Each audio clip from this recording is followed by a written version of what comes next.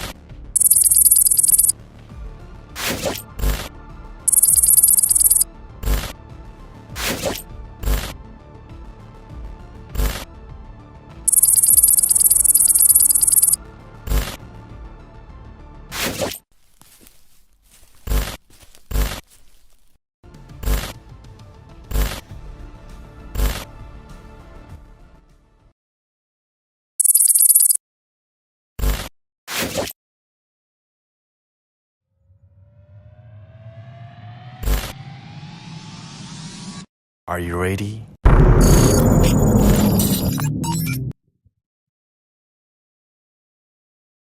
Whoa, that was a good trailer, dude. So before we start, I would like to give you some warmest greeting to all the teachers and all the participants who have joined to our storytelling competition. And such an honor to have you here, and many thanks for the willingness to support our events. And also, we would like to say welcome to Marsud Fest with Urozion, future of the generation, elevate your mind for a better future. First of all, let us introduce ourselves. I am Dayu and I'm Richard, and also we will accompanied by our three partners that will be Master of Ceremony 2. There will be Clara, Alexa, and Arik. And we will be with you during storytelling competition today. As well as we known in our technical meeting before, that we are going to have 32 participants in our competition today. Well, it was amazing, right? So I think for these 32 participants, it's going to be very long time to finish our competition today. So for you guys, please prepare your hearts and minds to keep staying tuned in our streaming. yeah, that's right, Richard. Such a long time, but we believe that we are going to enjoy this competition because it seems so many amazing participants from many schools have given their best performance in their videos. Yeah, that's right, Dayu. And so let's start our event with an opening prayer, which will be led by myself. And I will lead this prayer with the Catholic beliefs and faith. So for those who have other beliefs, please adjust. In the name of the Father, and of the Son, and of the Holy Spirit. Amen. Thank you, God, the Father Almighty, because of your graces and blessings, so we all can gather in this room with healthy condition and happy situation. At this moment, we would like to celebrate a competition. May you give us smoothly during this competition. Amen. In the name of the Father, and of the Son, and of the Holy Spirit. Amen. So, before we start, we also would like to thanks to our sponsor, because this event will not run smoothly because our sponsors who have helped make this Marsud Fest event possible. So we would like to thanks to Kelas Diving Club, Narcisa family, Anas family, Matteo family, Ajinomoto, PT Adisti Indah, DBS family, Jesby Salon, Jelda family, Apama, PT CMK, Max family, 11 IPA 1, Grade 17, Grand Metro Hotel, Sumber Makmur, RS Sentosa, and to our donor. This event is sponsored by Kelas Diving Club, Narcisa family, Anas family, Mateos family, Ajinomoto, PT Adisti Indah, DBS family, Jesby Salon, Jeldas family, Apotek Sejahtera, PT Marine Road Valen Angkasa, Maxi Sarana Ban, Yoyik Diary, PT Tunggal Buana Utama, PT CMK, Max Family, 11 IPA 1, Angkatan 17, Grand Metro Hotel Puncak,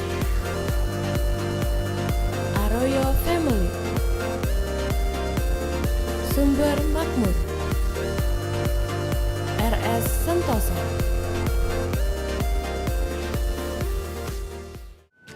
I gotta find my way back to summer paradise. John Paul simple plan. My heart is sinking as I'm lifting up above the clouds away from you. And I can't believe I'm leaving. Oh, I don't know what I'm gonna do. But someday I will find my way back to where your name is written in the sand. Staying in my brain. 'Cause I remember every sunset, I remember every word you said, and we were never gonna say goodbye. Yeah. Singing la da da da da. Tell me how to get back to summer paradise with you.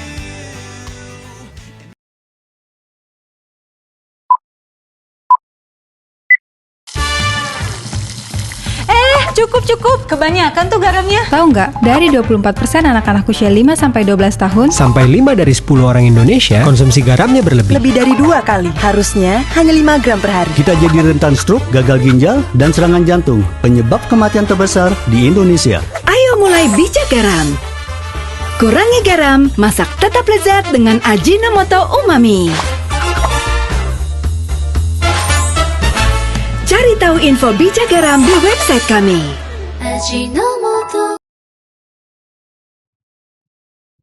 Yeah, and also for your information, guys, that on Friday, November 11th, 2022, we are going to have Edu Fair that will be followed by many incredible universities. So one of them, those are I3L, Universitas Multimedia Nusantara atau UMN, Kelas International Universitas Trisakti, BINUS International Higher Education, Universitas Katolik Parahyangan, Universitas Pelita Harapan, Trisakti School of Management, Universitas Katolik Atmajaya, LaSalle College Jakarta, Universitas Prasetya Mulia, Kalbis Institute, Sekolah Tinggi Pariwisata Trisakti, Universitas Tarumanagara, Universitas Bunda Mulia, Universitas Bunda Mulia, dan juga ada LXPR Institute of Communication of Business, ICAN Education, Sampurna University, Polytechnic Kent, UI, IPB, Prosus Inten, Binus University, Politeknik Admi, Kukce. Kampus Pariwisata Bol. Yeah, that's all some universities and education that will be on our edu fair on Friday. Wow, that will be great, yeah, Richard. Yeah. So we also invite all the teachers, students, and also audience who watch the storytelling competition to come and enliven our edu fair.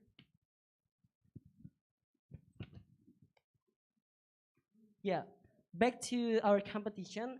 The 32 participants or contestants will be broadcast due to spin wheels that will be we have done on a technical meeting before, and hope you all the participants will be patiently waiting for the turn. And how about you? Are you going to enjoy it? Of course, I will be really enjoying this very much. I can't wait to see it. Okay, now it is time to introduce our extraordinary judges. Please welcome Mr. Shuaib and Miss Iris. Both of them are from ELC Foundation.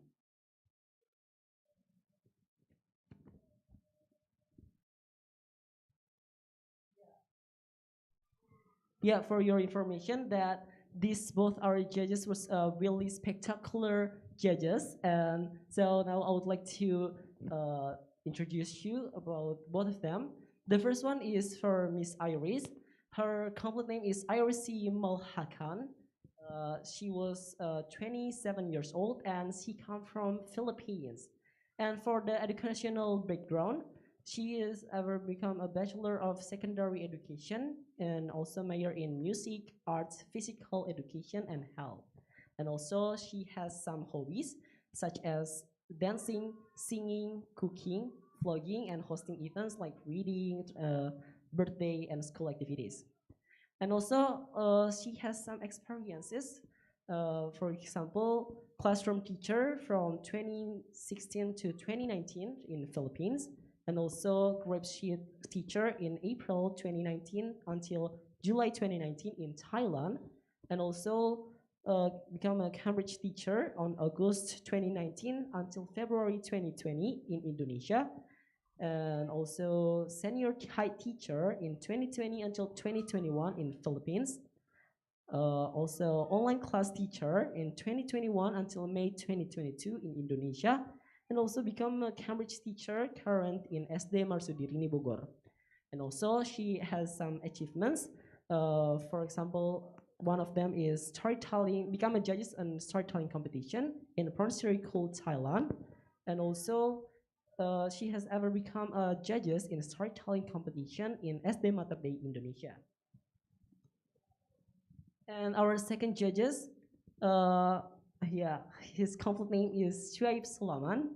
And for the professional profile, 1 hour 40 hour in class table certificate, and also have a Bachelor of Education, intermediate phase in 6 subjects, and also experience working in a large team, coaching experience, guiding the progress of new staff, and happy, positive attitude and willingness to work hard.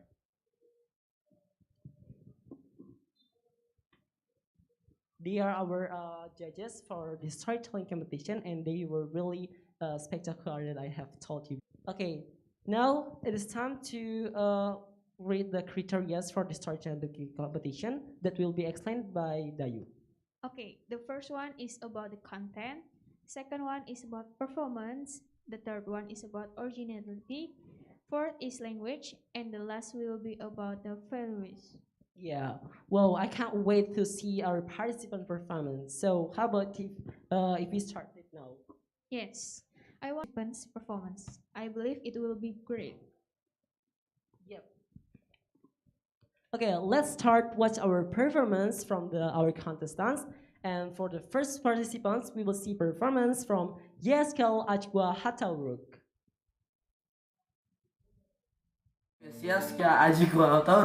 I am 13 years old. I'm from SMA Bogor Junior High School, and I'm from 8th grade. Today I'm going to tell you guys a story that I have made by myself. Yes, I have made by myself. You heard me right. Hope you guys enjoy. Once upon a time lives one dog and one rabbit. One named Quandale and one named Jamal. Quandale is an energetic and friendly dog. On the other hand, Jamal is a kind and polite rabbit. They like to hang out together. They like to hang out in the hood. They have lots of friends. So Quandale's dream is to become a badminton player. Quandale has always wanted to become a badminton player. As a badminton player, you need a good physique, you need a good stamina, and you need a good mentality. He is determined to reach his goal. Every day, he trained himself to be better at badminton. On the other hand, Jamal, his friend, wants to be a chef. His family introduced him into the world of cooking. They said that his cooking are better than Gordon Ramsay's, and his dream is to become a chef and join the cooking competition. So one day, when they were hanging out together, Quandale's brother Jackson told them that there is a competition for all animals called the Earth Future. There's a lot of fields of competition that they can join, especially badminton and cooking. They promised themselves to join and win the competition. The competition will take place at 13th of March 2022. They have 10 months to prepare themselves. Their friends, Karen and Historia, they're a rabbit as well, just like Jamal. They like to hang out with Jamal and Quandale. Sometimes Jamal skips training to play with Karen and Historia. This really affects him and made him lost interest in the game of the year. It's the time of the competition. Quandale is ready and fully prepared for the competition.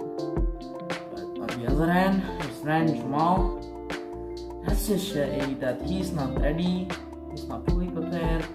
This is quite the opposite of Quandale actually. All this time he has been slacking off and not training. I think that's why. At the end of the day, Quandale proudly won the competition. Let's give him a round of applause. But sadly, Jamal lost the competition, guys. He lost it. Yeah, in my opinion, it wasn't his best try. We can all agree if this is just an illustration. I know it's a bit sensitive, but as humans, we can do so much better than dogs and rabbits, just like in my story. So what can we learn from the story?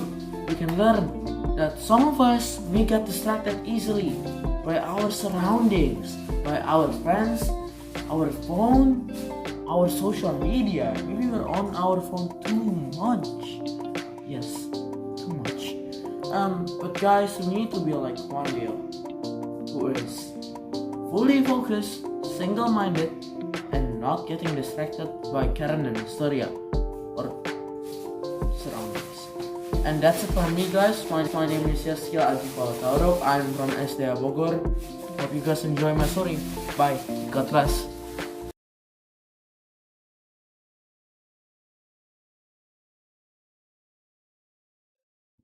Wow, the great performance, right? Yeah, I agree. Then we are going to listen the comments from Mr. Schwab.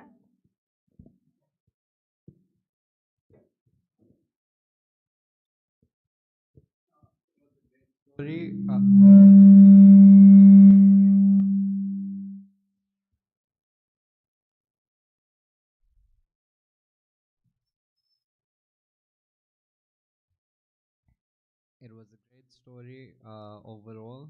The values were good. the only thing I would suggest that you improve on is your transitions between back and saying the same thing over. But overall, it was a good performance. I liked your use of your facial expressions, your body language. That was really good. Overall, it was really good, and maybe next time, prepare your story in a fashion that allows it to have a smoother flow, and you could also improve on your editing skills. Thank you.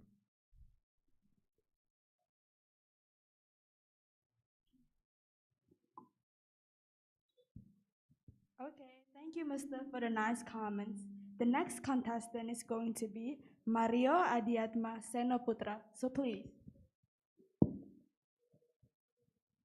My name is Markiplier. Oh wait, that's the wrong intro. Alright, hello. So, my name is Mario. I'm from Mewarnai Bogor from grade 7A. Today I'll be telling a story about a boy. Wow, that's a great title, I know. Alright, a boy named Clay who really loved watching Technoblade. He got inspired by Techno's style and humor. So he got so inspired that he was able to make a YouTube channel. Well, and with that YouTube channel, he started to upload videos more frequently. It was like he even had a schedule, which is really dedicated. Well, that's very good dedication, I guess you could say. So when he was uploading, the thing was, yeah, his grades, they weren't doing very good. Dying, I guess you could say. The parents, they're not, their families, and they're not very wealthy. So the parents got really mad because they want their son to be successful, and they want, oh, you have to be a lawyer or you have to be a doctor, which of course he does not want. He wants to be a content creator. But sadly, because of pressure, he had to quit his YouTube channel to focus on school. The day he was going to graduate from high school, he got news that his father died. His father died in a car crash while going to work, which, yeah, it's kind of sad. Yeah. Anyways, after that, he knew that his grades. He knew his grades weren't very good. He got this. He got the papers. He looked at it. Yep, he was right. He didn't get a scholarship. He sadly did not get a scholarship. So that would mean he would have to pay for his college, which he knew his mother didn't have enough to do that. So he had to work because he had to make his financial situation a lot more stable. So what he did was he became a content creator. Wow. Amazing. Totally was not planned. Anyways, so after he became a content creator, he started uploading. Thankfully, with the power of algorithms, he was able to make his channel very, very big. He was able to even monetize his channel and receive actual money. When he first got his paycheck, he looked at it and he was flabbergasted. Well, I'm so British. Anyways, he saw it and he's like, oh my god, this is so much money. And I'm not saying like $2. I mean like thousands and thousands of dollars. He was able to pay for his college, and he was also able to sustain his family. After he went into college, he used the money. I'm not going to go into the study part. That's really long. Why not? That's too detailed. I can't remember all of that. Anyways, right after he did that, he was really scared. When the papers were gonna come in after he graduated, he looked at it. He was so, oh my god, again. He was flabbergasted. He was flabbergasted when he saw the papers. He reached top number 1 in the grades, and he got a a college degree on IT or information technology and a second degree on multimedia. Today, he's still uploading to millions and inspiring many people. Thank you everyone for watching. Markiplier is signing out. Goodbye.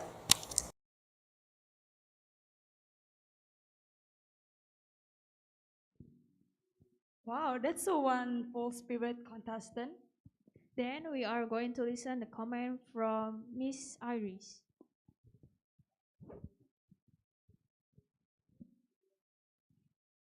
All right. It was a good performance and it was an interesting story.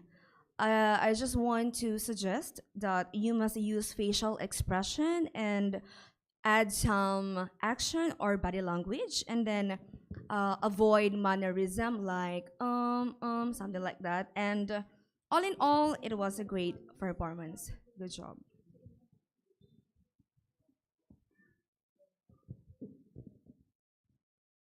Okay, thank you for the comments. Now we are going to the next participants, Clara Bella Kurniawati.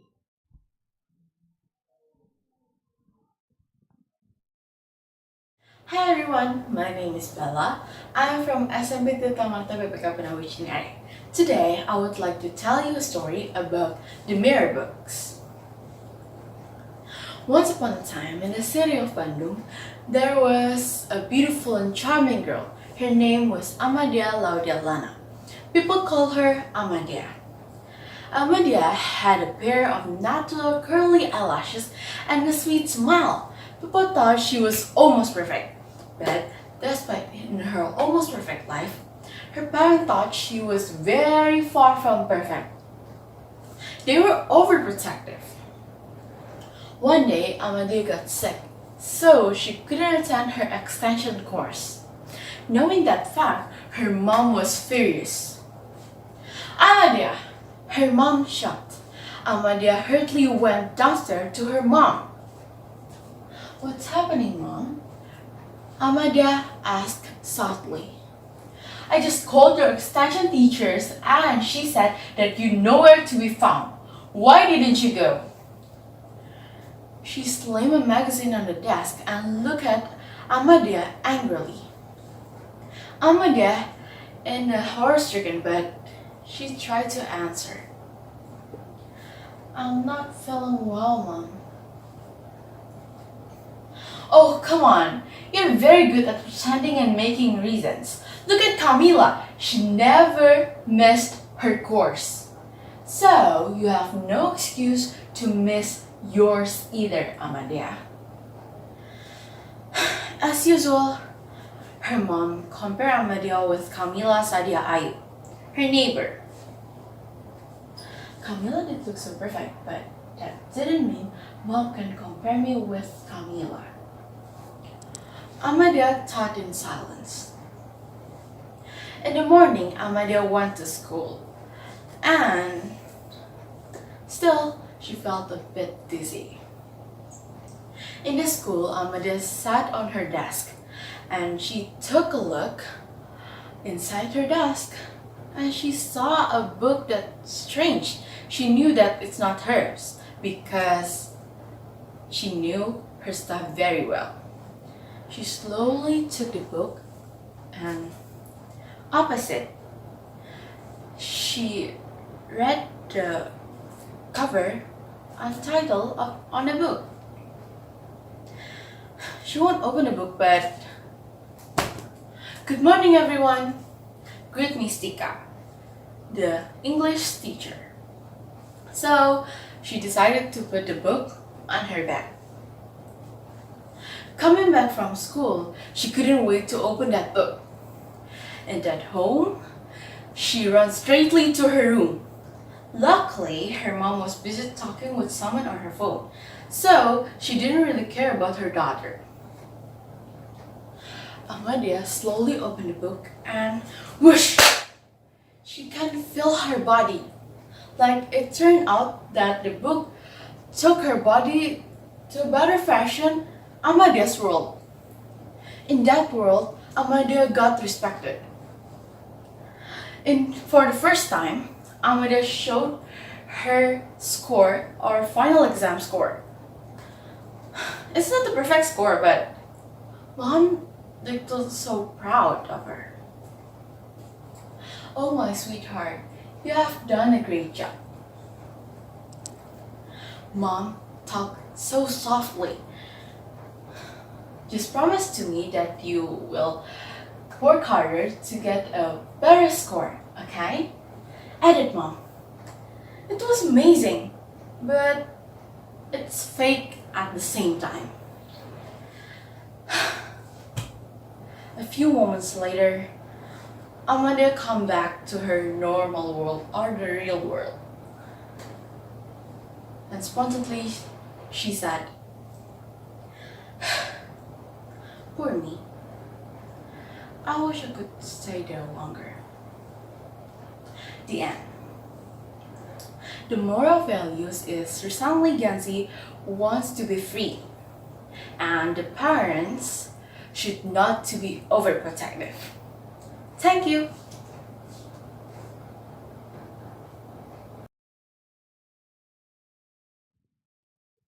Wow, that's amazing performance. Then we're going to listen to comments from Mr. Swabe. Mr., the time is yours.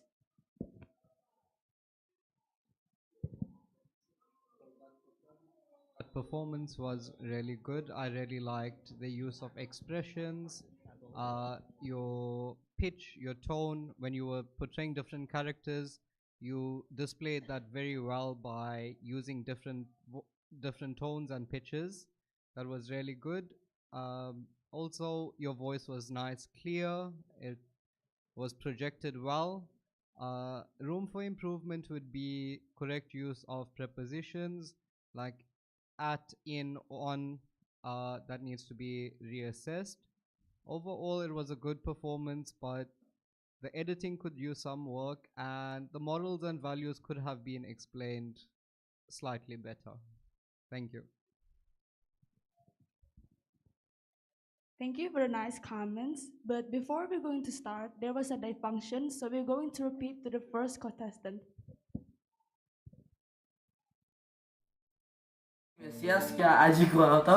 I am 13 years old. I'm from SMA Bogor Junior High School, and I'm from 8th grade. Today I'm gonna tell you guys a story that I have made by myself. Yes, I have made by myself. You heard me right. Hope you guys enjoy. Once upon a time lives one dog and one rabbit. One named Quandale and one named Jamal. Quandale is an energetic and friendly dog. On the other hand, Jamal is a kind and polite rabbit. They like to hang out together. They like to hang out in the hood. They have lots of friends. So Quandale's dream is to become a badminton player. Quandale has always wanted to become a badminton player. As a badminton player, you need a good physique, you need a good stamina, and you need a good mentality. He is determined to reach his goal. Every day, he trained himself to be better at badminton. On the other hand, Jamal, his friend, wants to be a chef. His family introduced him into the world of cooking. They said that his cooking are better than Gordon Ramsay's, and his dream is to become a chef and join the cooking competition. So one day, when they were hanging out together, Quandale's brother, Jackson, told them that there is a competition for all animals called the Earth Future. There's a lot of fields of competition that they can join, especially badminton and cooking. They promised themselves to join and win the competition. The competition will take place at 13th of March 2022. They have 10 months to prepare themselves. Their friends, Karen and Historia, they're rabbit as well, just like Jamal. They like to hang out with Jamal and Quandale. Sometimes Jamal skips training to play with Karen and Historia. This really affects him and made him lost interest in the competition.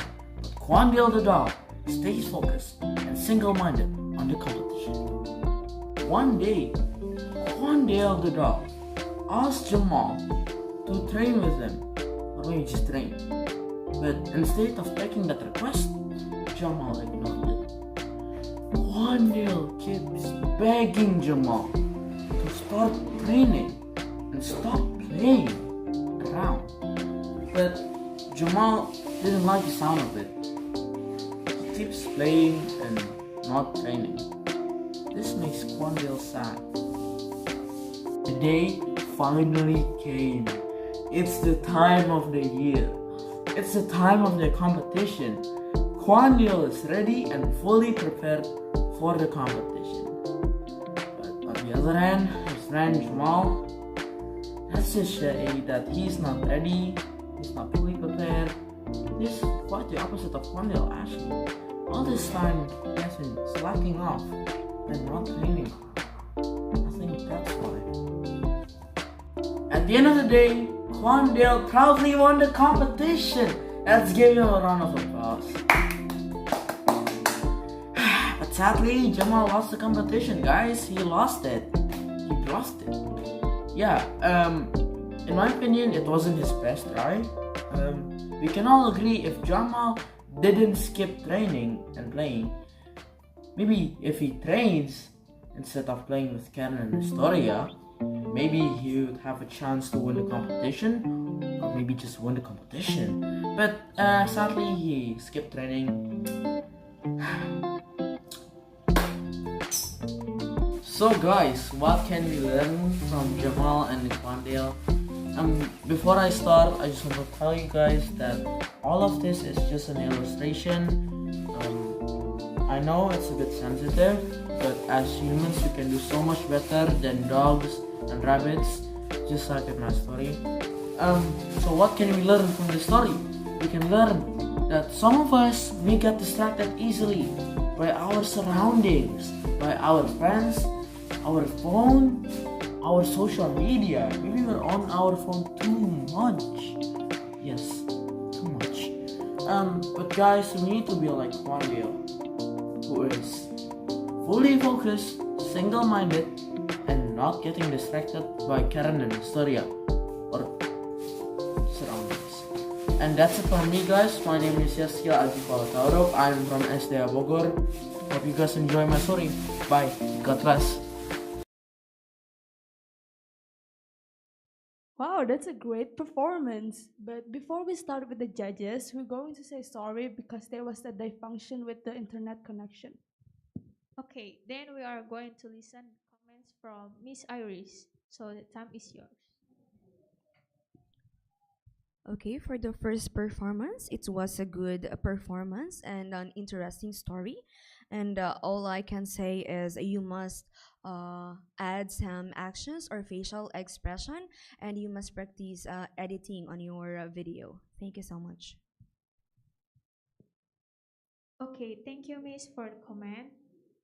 So now we are going to the next participant. The name is Abigail Jordan. I'm Abigail Jordan from Desa Putra Junior High School. I'm a 7th grader. Today I will tell you a story about the Gen Z generation chasing their dreams. But first, I'm going to tell you, what is Gen Z? Gen Z is a generation of people who born in 1996 until 2012. Gen Z is a millennial generation. That's all I can tell you about Gen Z, and let's go to the story. You have to study hard, otherwise your future will be dark. You will end up in failure.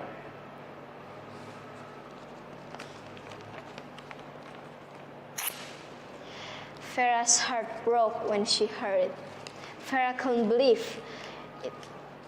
The word came out of her own parents' mouth. This is Farah's life story.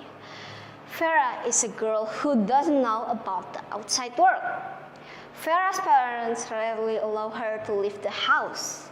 Because of that, Farah became a person who has a very small heart. You could say Farah has no feelings, but Farah has intelligence to overcome average. How? Farah's parents were scientists and archaeologists. When Farah's parents went on vacation abroad, Farah used the opportunity to get out of the house and go exploring around her house. That's when she saw a garden, and Farah went to look, and her eyes were glued to a painting that made her surprised and amazed. The painting is beautiful, isn't it? Asked the person beside her. Farah was surprised. Who are you? Asked Farah surprised. I'm Eriko. Nice to meet you. Do you want me to teach you how to paint? Asked the person beside her. Yes, Farah answered. Eriko is amazed by Farah's imagination, expression, beauty, and her painting talent. It turns out that Farah has a good painting talent. It doesn't feel like day after day Farah and Eriko spent time painting together. Farah enjoyed it. Farah's heart grew because of her love for painting. Farah enjoyed it, and she found her true self. She wants to become a painter. However, one day, Farah's parents came back and found the painting that Farah made. They were not happy with it. Farah's parents didn't want her to become a painter whose salary was not fixed. Why do you choose a paint? Painting is not a job. It's a waste of time, Farah's parents said. Since then, Farah has become closed and her heart has become smaller and smaller. She hates painting because of that. Farah just got into trouble. Day after day, she spent studying and studying. She became close and desperate, but that is only temporary. Why? Farah is now big enough for an ordinary school. Her parents decided to put her in a normal, ordinary school. It's since 2 years since Farah saw Eriko. Who knows, it turns out that Eriko and Farah are now classmates in high school. Farah and Eriko meet again. Farah explains to Eriko what happened. Then Eriko asked, do you have social media and your undamaged artwork? Yes, I am. Why is that? Asked Farah curiously. Just post your artwork there. You won't regret it later. Eriko answered confidently. Farah tried what Eriko suggested. She posted all the art she still had in the past and fell asleep, leaving her phone behind after she posted. When she woke up, she was surprised because her cell phone was flooded with notifications. After she saw it, it turned out to be a notification from people who liked and supported Farah's work. Saw this, Farah was moved and tried to work again. But Farah's post this time was quiet and didn't get many likes and support. Even those who saw her post could be counted on the finger. But Farah didn't give up, and she tried to paint and paint again. And Farah's effort did not betray the result. Her posts were seen by several famous people, and they support and like Farah's work. Even some of her works were trending. Farah is very happy, but she still has one problem. The problem is her parents. She thinks too hard, so that her parents will accept her if she wants to become a painter. Tick, tick, tick, tick. Farah's clock ticks. Then Farah's cell phone got a notification. When she checked the notification, she was surprised because she was asked to describe someone.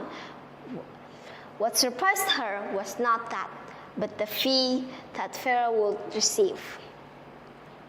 Oh, I have an idea, Farah thought. Farah ran here and there to get her painting tools and canvas. When she started painting some famous artists and post the paintings, who would have thought the plan worked? She got the attention of several famous artists she painted, even to the point of sending Farah money. Now this is paint it all and paste it all, said Farah with a small laugh. When Farah's parents came into the house after coming from their work, they were surprised. They see a portrait of their happy memory with Farah. They were also surprised by the beauty of all Farah's painting. They also surprised when they saw a proof of payment with a lot of money. Their minds asked, where did all this Farah money get? Then from behind, Farah saying, cool, isn't it? All this money, the result of the painting that I made. How about it? It's not disappointing, is it? Then her parents were shocked. They couldn't hold back their tears and immediately hugged Farah while saying, we are sorry, Farah, we have pressured you, with tears continuously coming out of their eyes. Now they realize that they are pressing Farah too much to do what they want. Farah also said, it's okay, father, mother, Farah understand why. Then everyone hugged and cried happily. After that incident, Farah's life became more colorful. Now, she often goes out for activities with her family. Don't forget to also thank her best friend, Eriko, who has helped her out of her dark times. The end. The moral of the story is, you must chase your dreams and don't ever give up. There are a lot of people who are supporting and love you. Thank you so much. Wow, that's the great performance. Then we're going to listen to the comments from Mr. Swab, so please.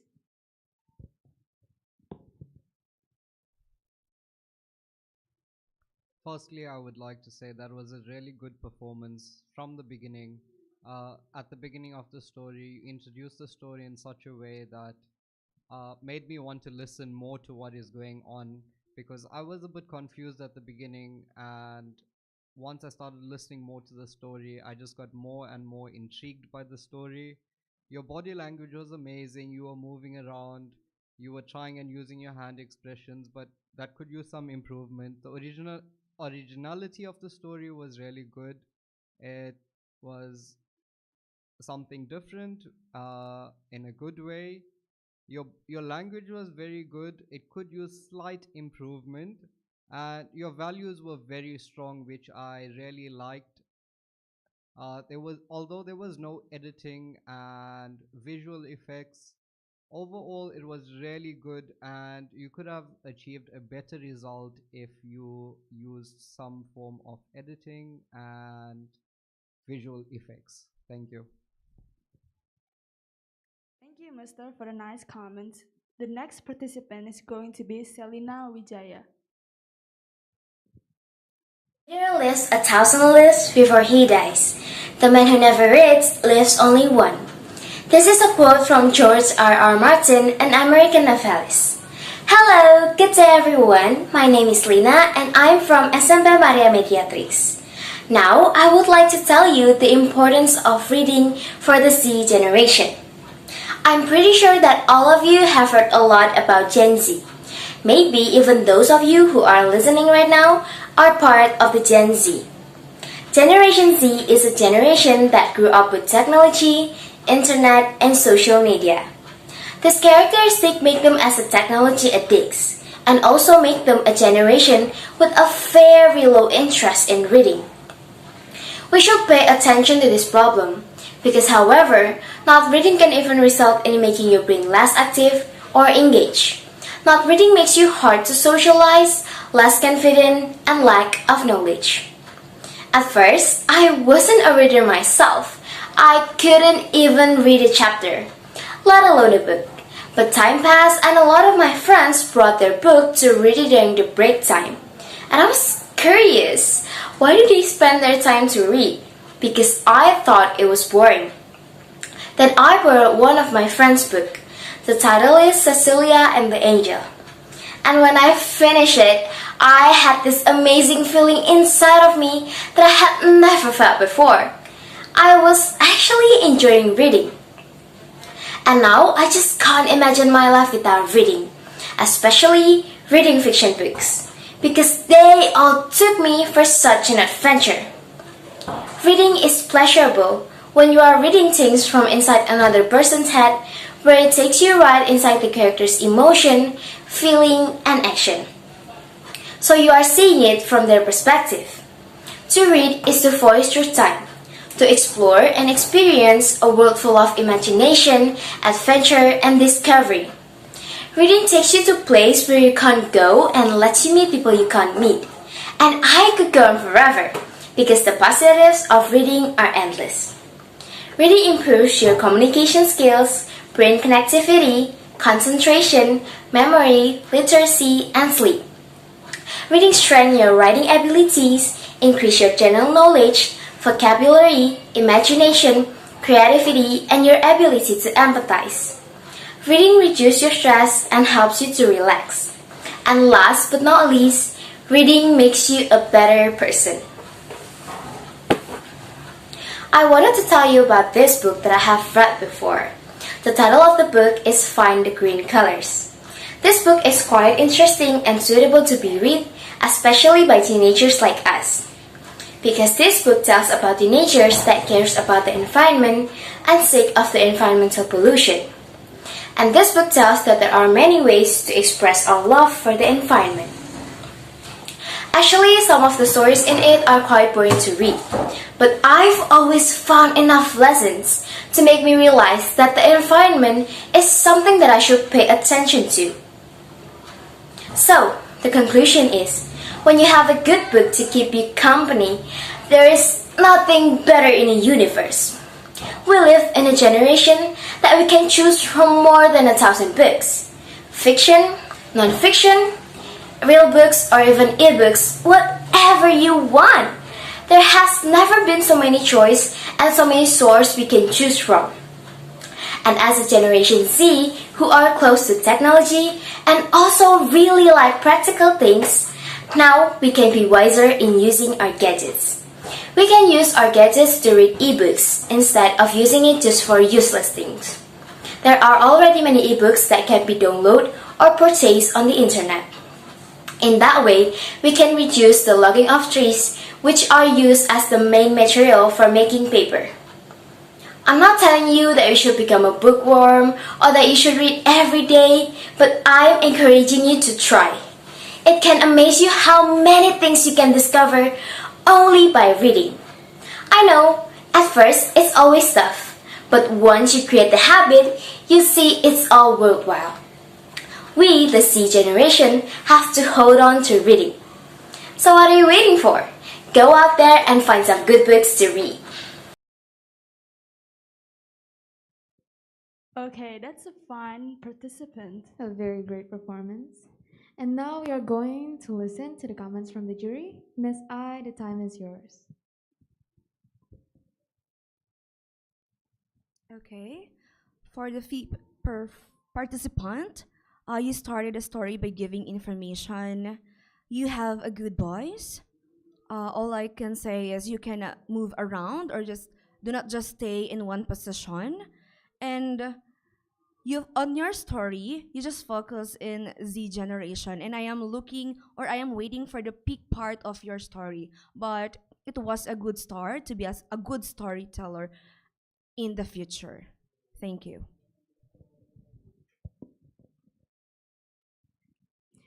Okay, thank you for the comment, Miss I. Now we are going to move to the next performance from Fianka Makaela Gunawan Kok.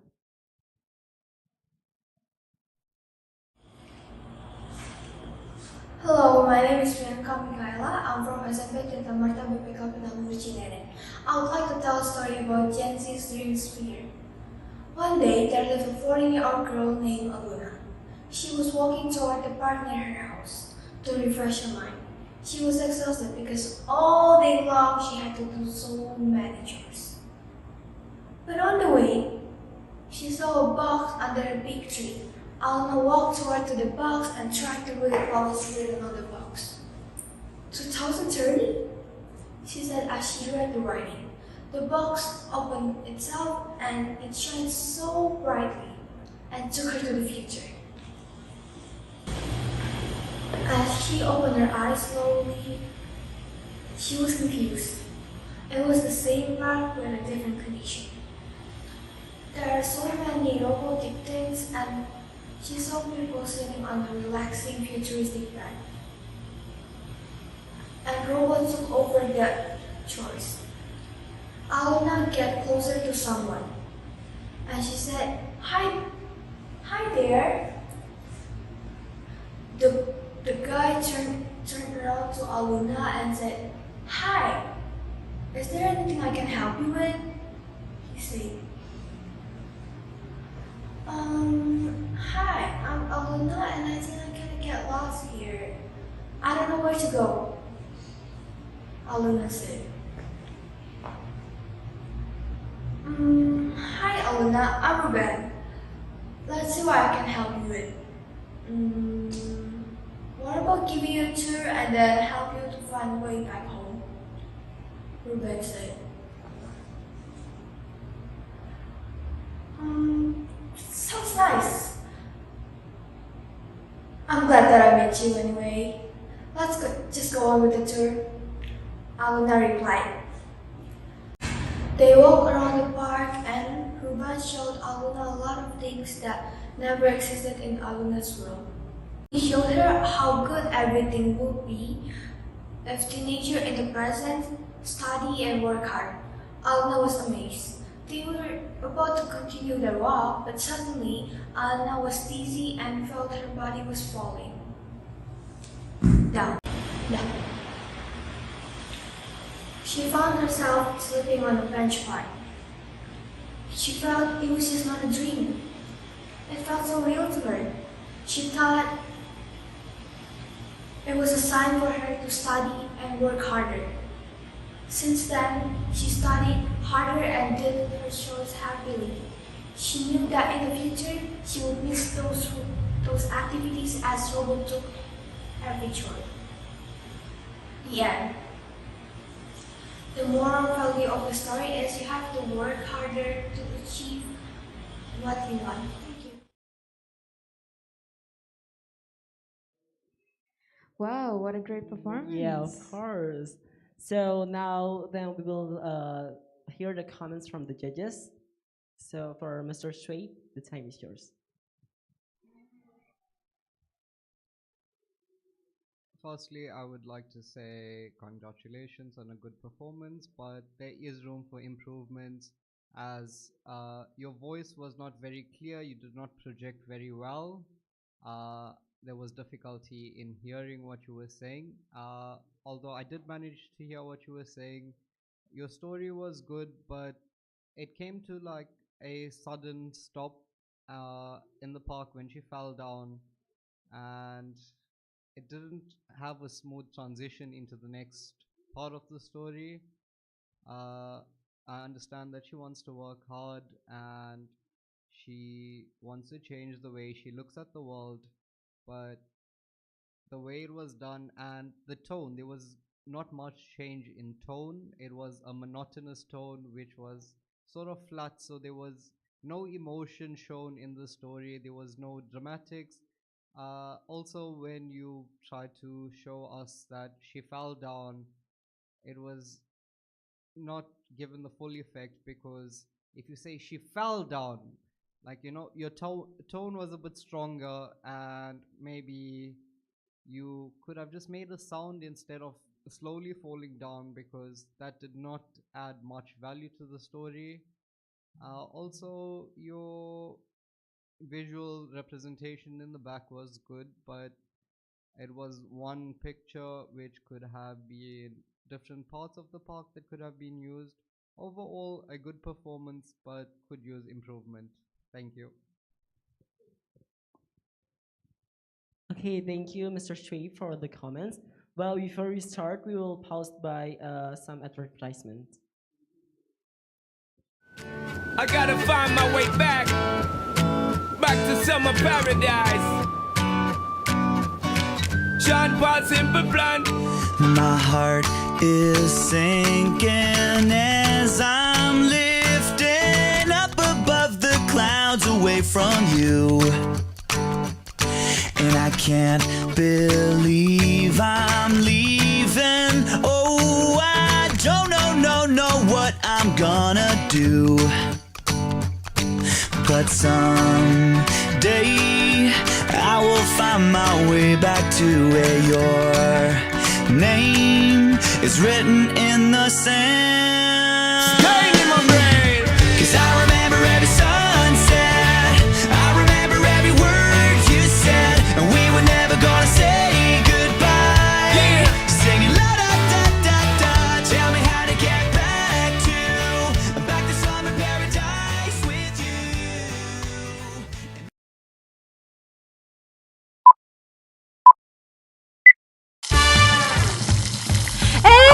Cukup, kebanyakan tuh garamnya. Tahu nggak, dari 24% anak-anak usia 5-12 tahun sampai 5 dari 10 orang Indonesia konsumsi garamnya berlebih. Lebih dari 2 kali, harusnya hanya 5 gram per hari. Kita jadi rentan stroke, gagal ginjal, dan serangan jantung, penyebab kematian terbesar di Indonesia. Ayo mulai bijak garam.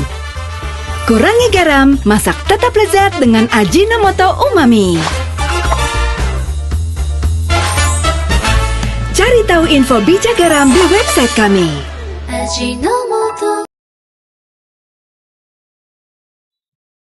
Okay, we will continue to the next performance. So, whose video is gonna be the next, Clara? So the next performance will be William Frederick Christian Totonta Tarigan. Hello guys, my name is William and today I'm going to tell you a very interesting story. Once upon a time, there lived a young man named Andrew. He is a 14-year-old student who loves technology. He was born into a wealthy family, but his parents was very strict with their children. Whatever Andrew did, he had to get the approval of his parents.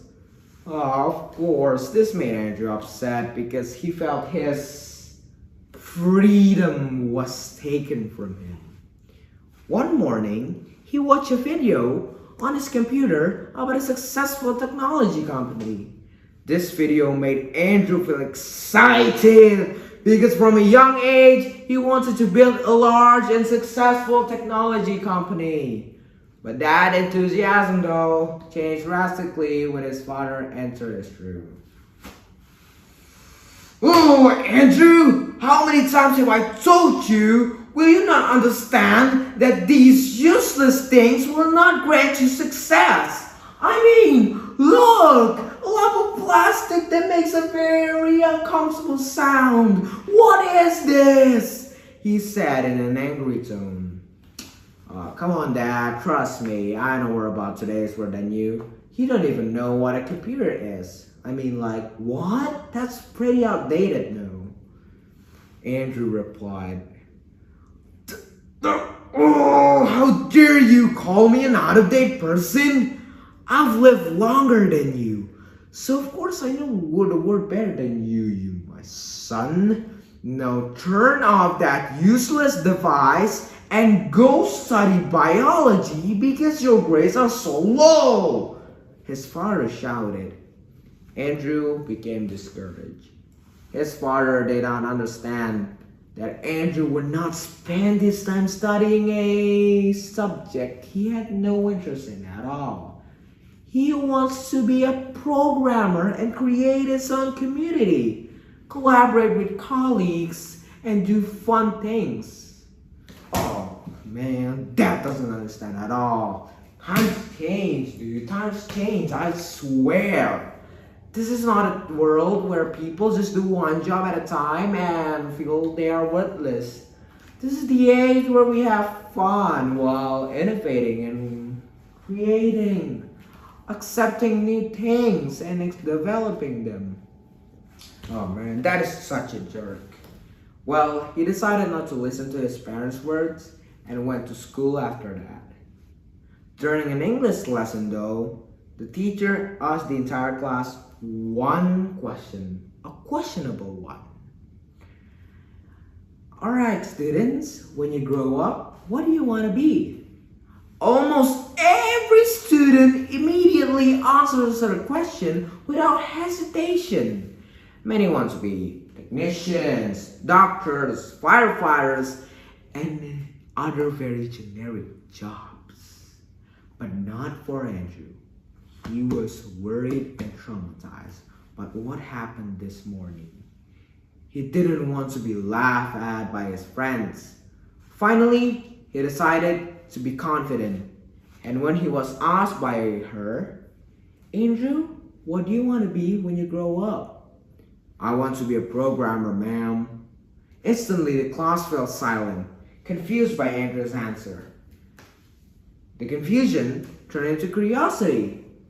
After school, one of the students in his class suddenly asked what a programmer was.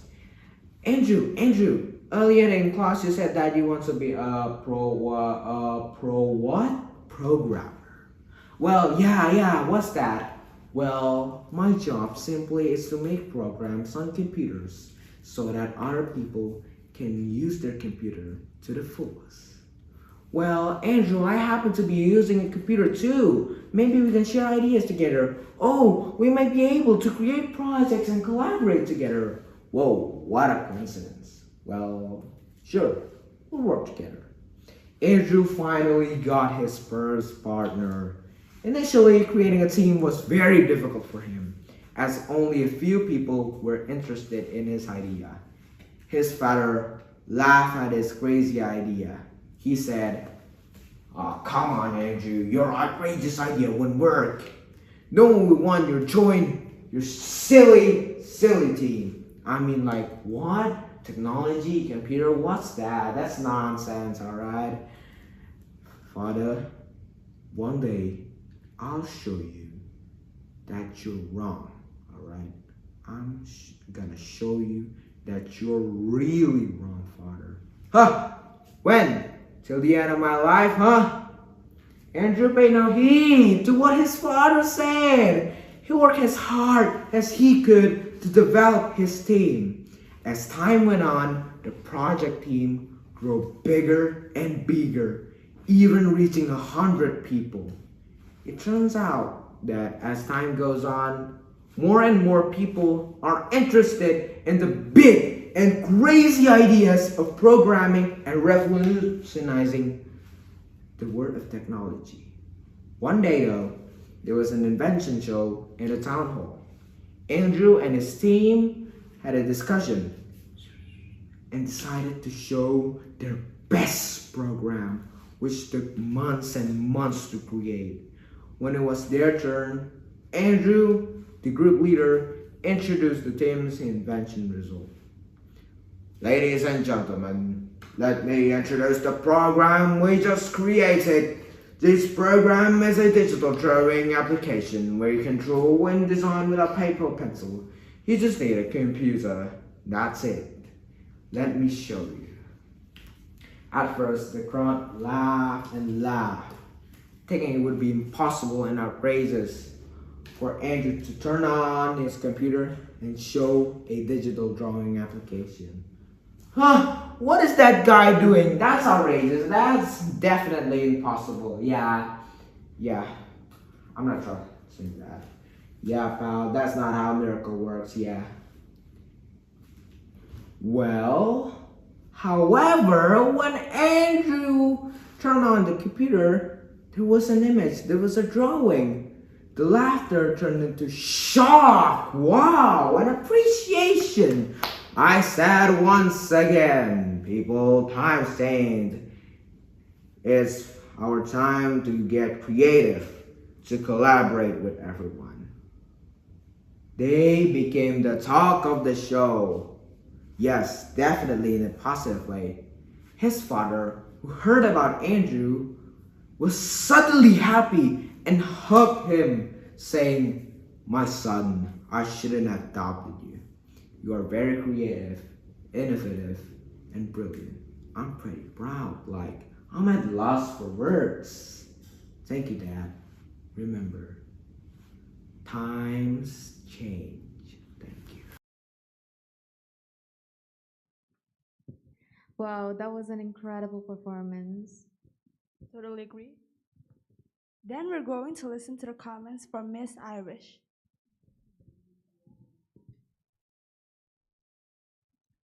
Okay, for the first part of or the introduction, it's like not interesting because of your voice and the facial expression.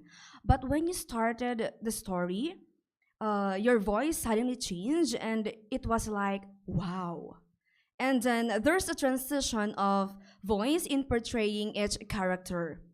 And I'm a little bit scared with the character of the father while I'm listening to your story.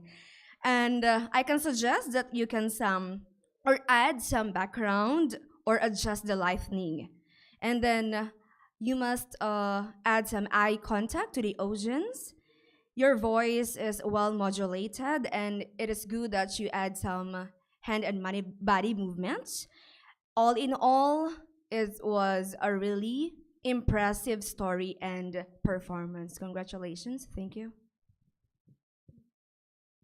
Okay, thank you for the comments. The next one is Repa Dian Maritza.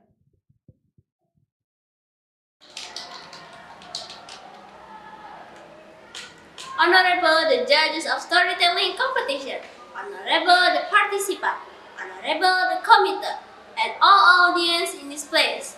Assalamualaikum warahmatullahi wabarakatuh. Hello everyone, how are you? Let me introduce myself. My name is Repa. I am from Arido Islamic Junior High School Depok. I am here as a delegation for joining storytelling competition. So, without any further, let's get started my story. Talking about the generation, there are several meanings about it. First, the generation is colloquially known as Zoomer.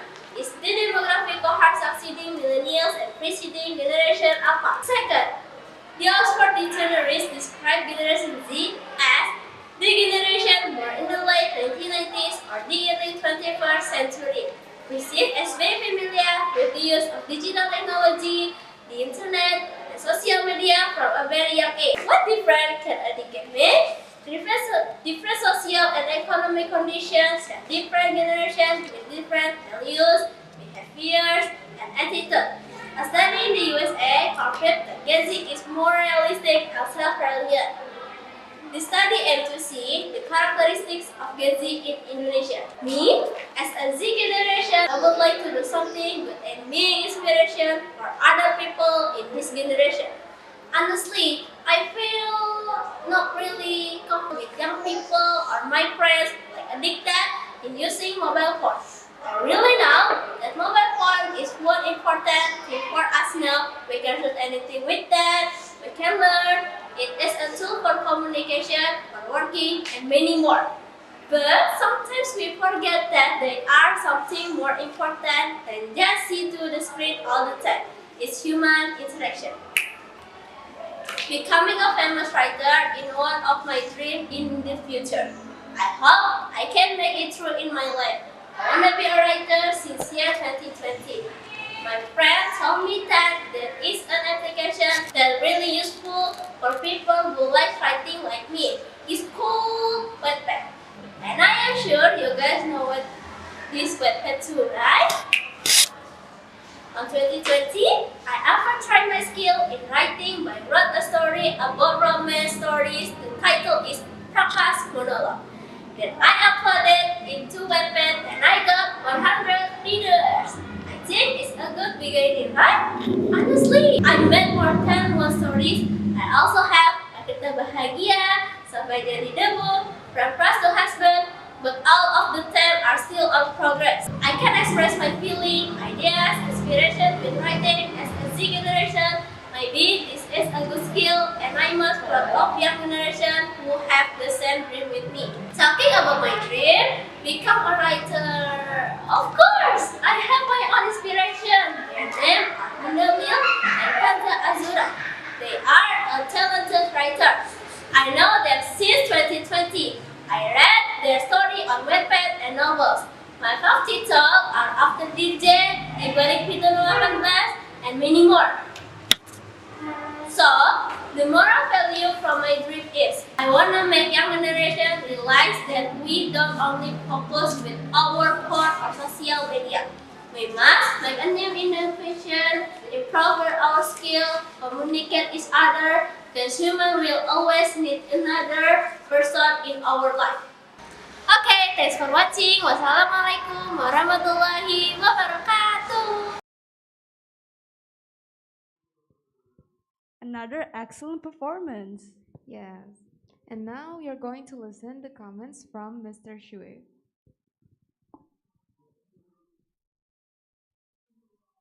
Thank you for your entry into the storytelling competition. So we'll start off with your values. Your values are quite strong. I believe in your values. Your language could use some improvement in the sense that your tenses were incorrect. In certain places, adjectives weren't correct. So overall, your language can use improvement. Originality, instead of telling us a story, you gave us a personal narrative on yourself, which was slightly off topic.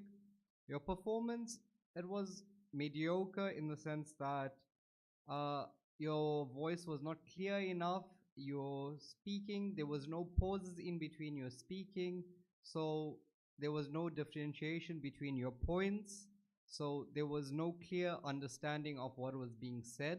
You spoke very fast. You did not allow time for the listener to understand what you were saying.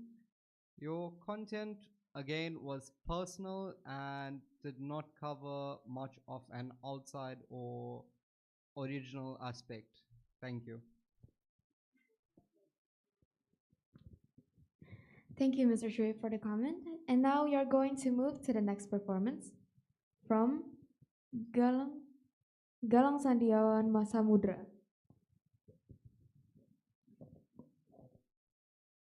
My name is Galang Sandiawan Samudra. I'm from SMA Marsudirini Bogor, and I am currently at 9th grade. Today I'm going to share you a story. So, let's get started, shall we? There once was a boy that lived in a town, a small town, with a small house. He lived with a very small family. He only lived with his mother. This boy really loved painting. He really loved drawing. His name was Adam. He would always express himself with drawing. He hated the fact of expressing himself directly. He thought that would make everybody hate him. But everybody knows that's not the truth. But everybody do love his talent, admire him, except his own mother. His mother was a pianist, a very talented one. His mother wanted him to be a pianist himself.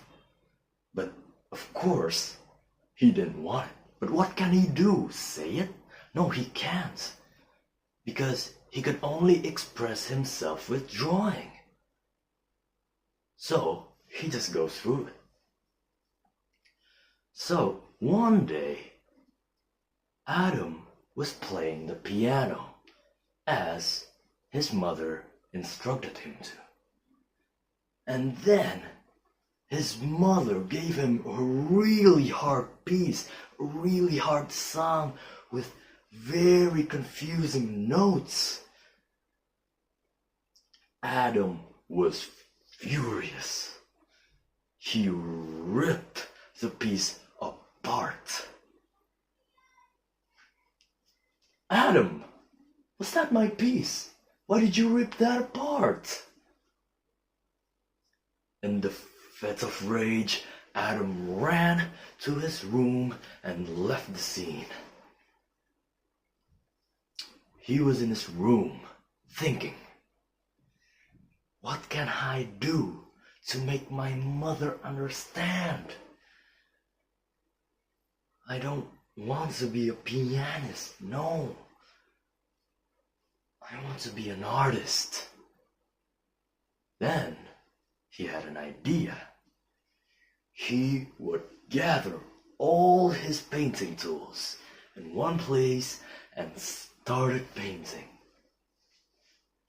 Not in a canvas, but in his room, on his room, on his floor, his wall, everything. The next day, Adam got out of his room, got to his mother, and apologized. Mother, I am sorry. But to make you understand, let me show you something. He took his mother to his room and opened his door. And there it is. His magnum opus, his masterpiece. It was a beautifully drawn piano. And finally, his mother understood. Forward in time to 10 years, he is now an art teacher. He is not a professional musician or a professional pianist, no. Instead, he's an art teacher, telling his story to generations to come. He loves his job. He could finally express his feelings directly, his own way. Thank you.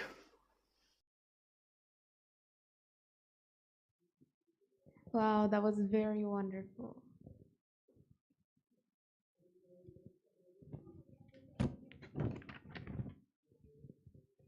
And now we are going to listen to the comments from our jury, and that is Miss I.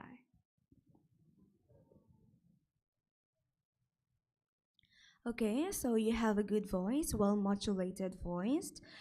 It's good that you add body movements or hand movements. I can suggest that you may add some background so it will be more presentable.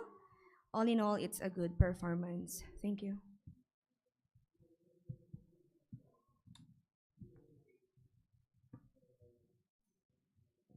Okay, thank you for the comments. Before we start, we're going to have a little advertisement from our sponsors.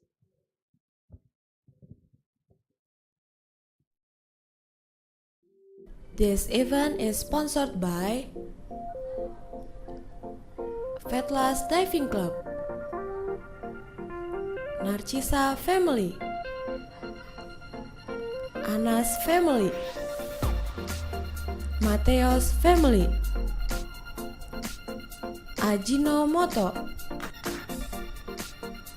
PT Adisti Indah, DBS Family, Jasbi Salon, Jeldas Family, Apotek Sejahtera, PT Marinrod Valen Angkasa, Maxi Sarana Ban, Yoyik Diary, PT Tunggal Buana Utama, PT CMK, Max Family, 11 IPA 1, Angkatan 17, Grand Metro Hotel Puncak, Arroyo Family, Sumber Makmur, RS Sentosa.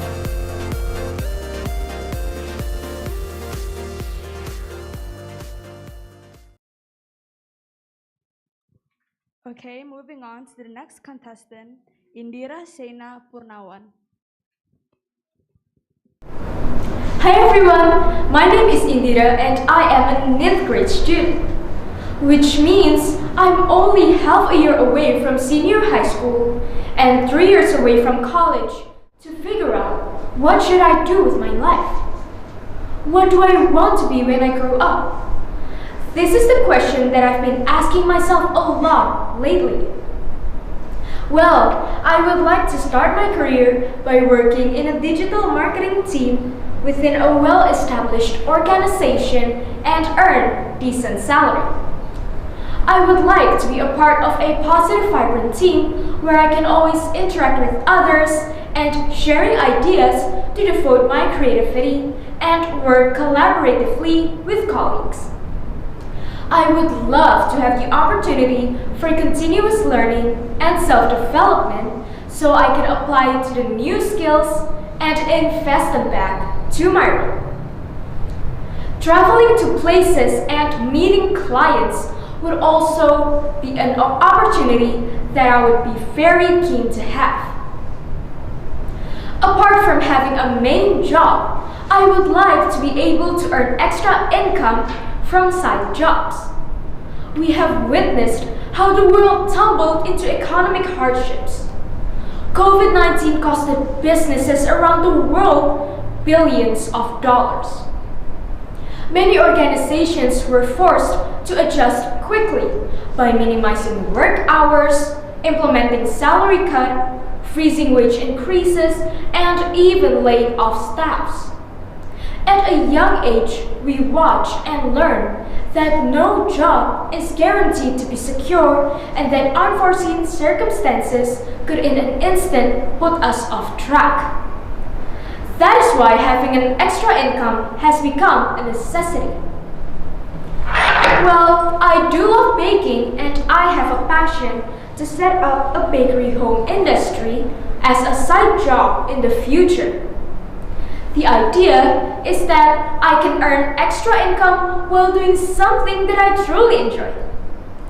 And apart from that, I can also create job opportunities for women because I strongly believe in women empowering women.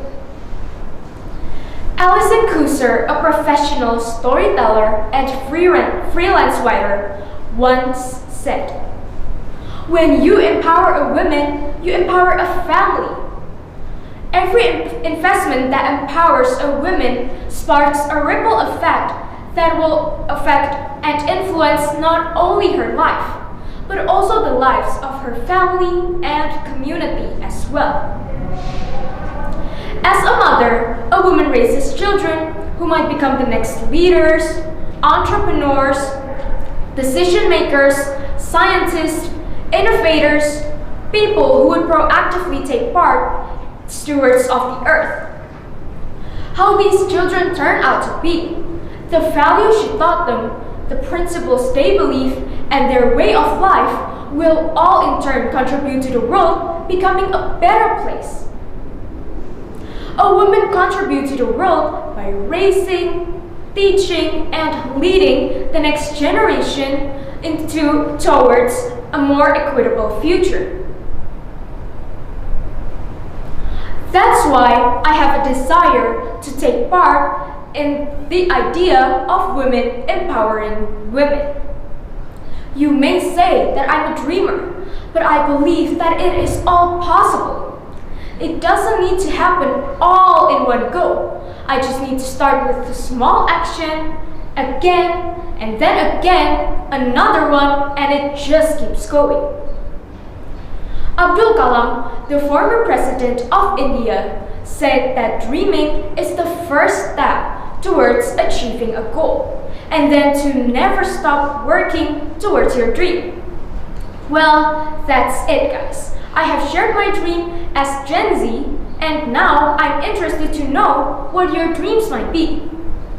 We can help each other towards our dreams.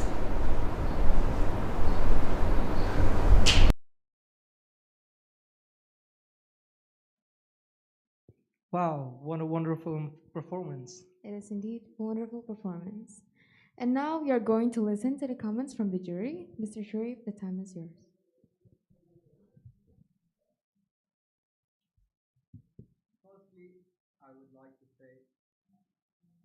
I would like to say that was a very good performance. I liked your use of technology, your graphics, your images. changing your outfits in between to demonstrate your point. That was amazing. Your content was good, but it did not match what was required of the topic. You gave us a narrative of what you plan on doing in life instead of telling us a story. Your values are really strong. I see you truly believe in them. So in terms of your values, I fully support in what you believe. Your originality, obviously, it's from a personal perspective, so your originality and creativity was a bit underprovided for, as it did not match the topic that was required, and your language usage was very good as well. Thank you so much. Thank you for the comment, Mr. Shuaib. And now we are going to move to the next performance from Maureen Amy Wijanarko. Today I'm going to be presenting a short story about the dreams of Gen Z. So one windy evening, Karina was drawing in her house. She was thinking about what she wanted to do for a living. What would happen if I didn't like my future career, she thought. What if I don't like how my life turns out? Well, I still have a lot of time to figure that out, right? It has been 3 years since she has thought of that. She hasn't really decided about what she wanted to do. It was her last year at Evermore Academy, and she was about to graduate in 10 months. Will we be graduating in 10 months, Karina? You still haven't decided on what to do? Her best friend Audrey asked. Well, I have a lot of interest. I'll try to explore more of that in the next 10 months. Karina was quite talented in terms of academics. She often volunteered to a lot of projects, and she was seen as perfect by a lot of people. But she was never really interested in what she did, and she wanted to do something more exciting and interesting for her future career. As she was walking from high school, she saw a small, quaint cafe. For some reason, the cafe stood out to her, and she put her phone back in her pocket and stopped and continued walking. When she arrived home, she started analyzing the picture. She started to wonder what could be so interesting about that building, and she started researching it because of her curious nature. It has been 4 months, and she was getting more and more interested in architecture. One morning, she was walking to her first class when she saw a stack of flyers placed in the hallway with "Want to win 10 million rupiah." She decided to take one of the flyers and wade her way to class. After class, she took out the flyer that she picked out earlier and read it alongside Audrey. The poster said there was an architecture competition for high schoolers held by Evermore Academy due on Tuesday, 27th of December, approximately 1 month from now. You should join this. You're pretty good at drawing buildings, aren't you? Audrey said. I mean, sure, yeah, I guess, Karina said. She thought about joining this, but she needed to consider how joining this might affect her performance in school. The same afternoon, she asked her mother about this competition. Her mother was hesitant to let her join because she's worried that Karina might focus less on her schoolwork and more on the competition. Karina assured her that that won't happen. She worked hard to get the drawing done on time and submitted it. About a month had passed since she had submitted her entry, and she was about to get the results. She went to the school auditorium and took a seat. She was shocked at how many people joined the competition. A lot of them even took classes and lessons for architecture. The announcer came on stage and everyone went silent. She started a speech saying that everyone did a great job and that the judges had a hard time picking between them. But there could only be 3 winners. Karina wasn't expecting to win this competition. There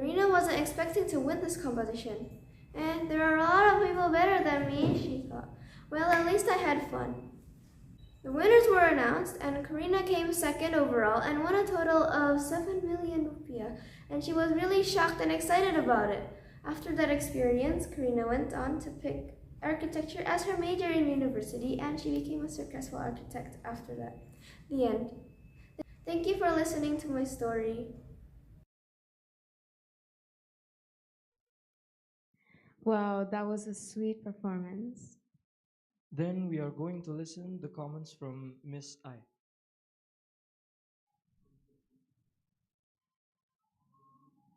Okay, hello, sweet girl. Congratulations, you did your best. It was a good start if you want to be a good storyteller someday. It's really obvious that you are shy, and we must build confidence on yourself. It is good that you use some props, but it's also obvious that you are reading your story. Always remember there's always a room for improvement, so practice more. And by the way, you have a sweet voice and a sweet aura. Thank you.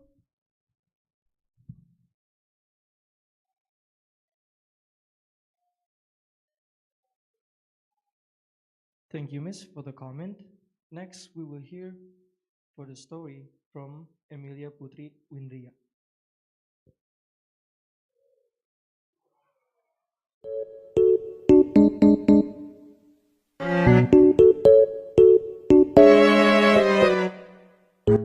Hello, I'm Emilia Putri Windria Bandung, or you can call me Putri.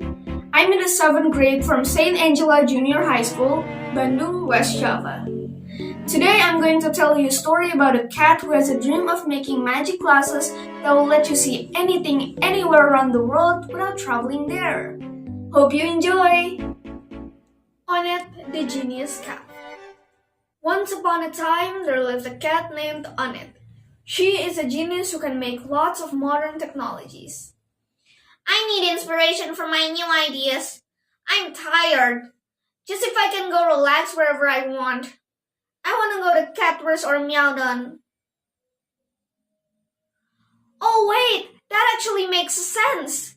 I'm going to make a glasses that will let me see anything around the world without traveling there. She had an idea to make a glasses that will let you see anywhere around the world without traveling there.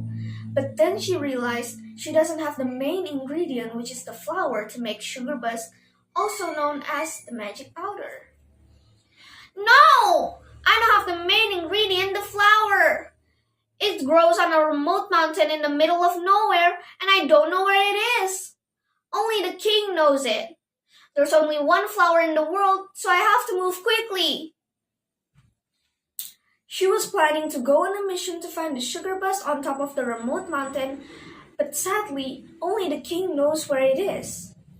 So, Onet went to the castle to find King Leos and tell him her idea, hoping that he would want to help her. Good morning, Your Majesty, King Leos. I'm Onet from the Mazilian village, and I need your help. Your Majesty, I need this flower to make sugar buzz, but it's located in a remote mountain, and I don't know where it is. Only you have the map. I had this idea to make a glasses that will let me see anything around the world without traveling there. So I really need your help, please. Oh well, let me try to find it for you. In exchange, she gave him one of her creations. King Leos realized it was a very genius idea, and because he's too greedy, he stole the idea. King Leos then told his guards to go search for the flower in the top of the mountain. My guards, go look and search for the flower. Finally, he got the sugar bus. Ha ha ha! Now I have this rare sugar bus in my hand, I can finally make the glasses. King Leos thought he only needed the sugar bus to make the glasses and doesn't know what to do next. Only Onet knows what to do because she's the inventor. King Leos thought it was a scam, so he called and threatened Onet. If you don't make the glasses for me, you'll be kicked out from this village. What? Onet replied. So, he gave her the sugar bus to make the glasses. Onet decides to run away because she knows the purpose of the glasses. The main purpose of the glasses is so that you could actually see anywhere you like without traveling there. So Onet ran, hid in a safe place, and then successfully made the glasses, or as she calls it, X-Watch. Yay! It's working! Now I can finally rest wherever I want because I have these. She also made X glove, which is an accessory for X watch, so that you could actually feel like touching whatever you see in X watch. Finally, Annette was able to travel anywhere she likes without going there. The end. The moral of the story are: don't be greedy, be original, don't give up easily, and always believe that whatever you want will come true. Stay positive and achieve your goals for a better future. This is Amelia Putri, and thank you for watching!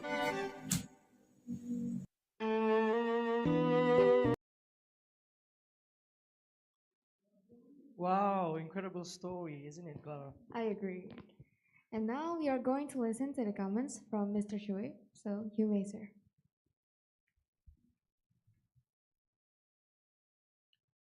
I'd like to start off by saying that was an amazing performance. I really liked your visual effects throughout the story, your use of tools showing us the different characters. That was really amazing. The content was really good. Your story had a nice flow. It had a good rhythm in between. There was clear differentiation between different scenes, and that could be heard throughout your pitch, your voice. The way you spoke was very well performed. Your originality was also very good. It was it was good, but in the sense that the story of a greedy king is a common theme that we often see in a lot of stories.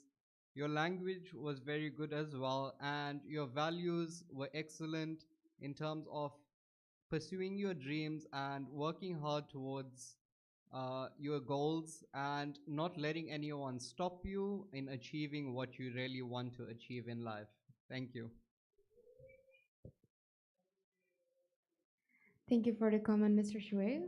And now we are going to move to the next performance from Adina Rahadianti Tiara. Kita students. Assalamualaikum warahmatullahi wabarakatuh. Hi ladies and gentlemen, I am Adina, a second grade student of Shire High School. And today I would like to tell you about a story which relates about my biggest dream. The title of the story is Crocodile's Dentist. And let me tell you Dentist in future in the end of the story. The story began when the shark started eating a lot of candy. Yum, yum, this is so good. And Crocodile started to look and tell, hey, stop eating a lot of candy. It's not good for your teeth. And Shark is angry. Whatever, I don't care. Crocodile say, just wait a time. Don't forget to brush your teeth. And Shark is leaving Crocodile without brush the teeth. And it happens 100 times. Until 10 years later, Shark is coming to Crocodile's clinic. Whoosh.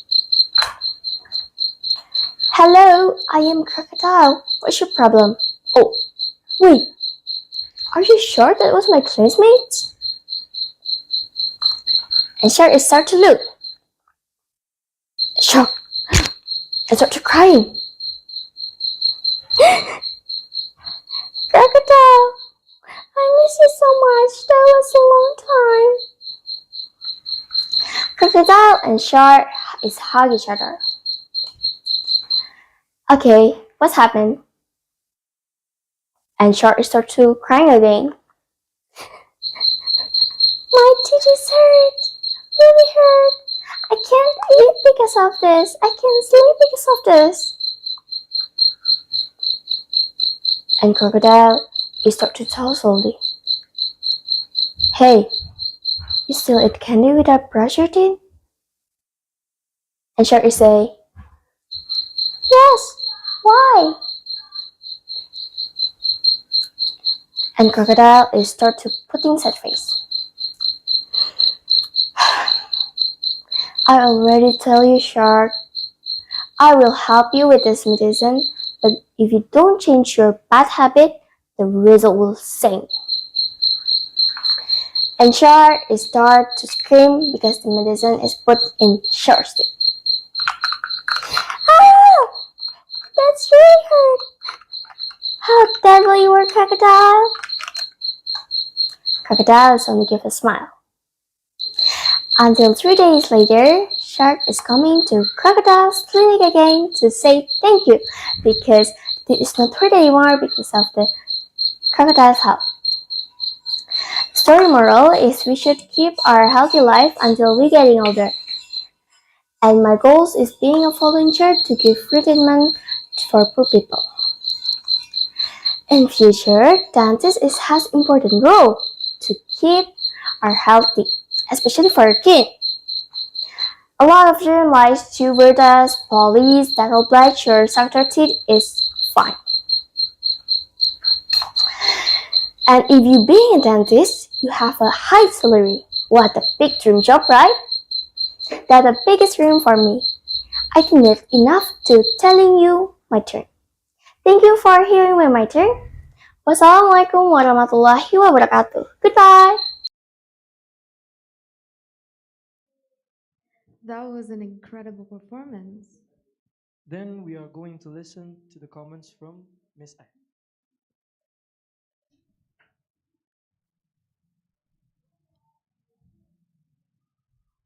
Hello, it was a nice story. The only problem is I can hear a sound and it's a little bit distractive. There's a changes of voice between the character. The emotions of the characters are clear. You used different props. And the story is good for kids. I like the moral values and it reminded me that health is wealth. Thank you.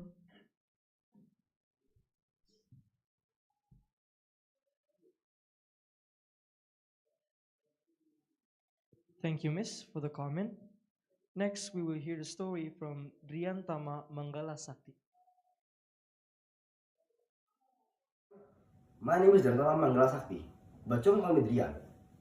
Well, today, I'll be telling you a story, a very special story, a story that I made with my own hands. Well, since I put my work on it, I hope you enjoy. And without further ado, let's get into it, shall we? There was once a boy named Jack. He is a normal boy. He have a normal life, a normal grades, a normal look, a normal social life, but Jack have one issue. That is, he still have a dream. Well, people in his age, they all have a dream. Some wants to be a doctor, some wants to be a designer, some wants to be an artist, etc., etc. But Jack don't have one. Well, Jack is still a lazy piece of meat. All he can do is just lay on his bed and ignore all of his works. But a certain event will make a turn in his life. Well, Jack and his friends was just walking and chatting like usual until Jack's friends suddenly asked him, "Hey Jack, when you're grown up, what you wanna be, man?" Hearing that question made Jack stop and think about what will he do when he's grown up. Jack stopped and think for quite a long time until Jack's friends snapped him out of it. Hey Jack, what you doing, man?" Jack answers, "I don't know, man. I just don't know what I'm gonna do when I'm grown up." Jack's friend responds, "Hey man, I may have never been that feeling, but I know someday you'll find it. You know, a wise man once said that it's never too late to become something you wanna be, man. Keep that in mind, bro." That sentence just said, really it's hard. And finally, Jack is going to make a move to find his dream. Fast forward, Jack finally goes home. And on his way home, Jack saw an old man fall off his bike and hit the ground really hard. Jack is shocked, and so is the people around him. But no one, not a single body, would move and help the old man. Seeing that really angered Jack. And so Jack rushes towards the old man and helps him stand up. But thankfully, the old man isn't hurt at all. After that, the old man thanks Jack for his kindness and leaves. After that, Jack just stood there. And Jack looked up to the sky and he says, "It's never too late to become something you want to be, huh?" And so Jack rushes back home, and when he got home, he immediately tells his mom that, "Mom, when I grow up, I want to be a great person who will help a lot of people." Jack's mom just smiles at him and said, "That's it, son. I'll support you with all I've got." 15 years later, Jack is now a CEO of a company, and he's now able to help a lot of people. Seeing back, Jack was just a lazy person that ignored all of his works. But now, Jack is a CEO of a company, and he's finally able to reach his dream. The moral of the story is, it's never too late to become something you want to be. And if you're still lost about what you want to be in the future, I know, man, someday you'll find it. That's it for me. Thank you. Wow, what a wonderful performance. And now we are going to listen to the comments from Mr. Shuaib.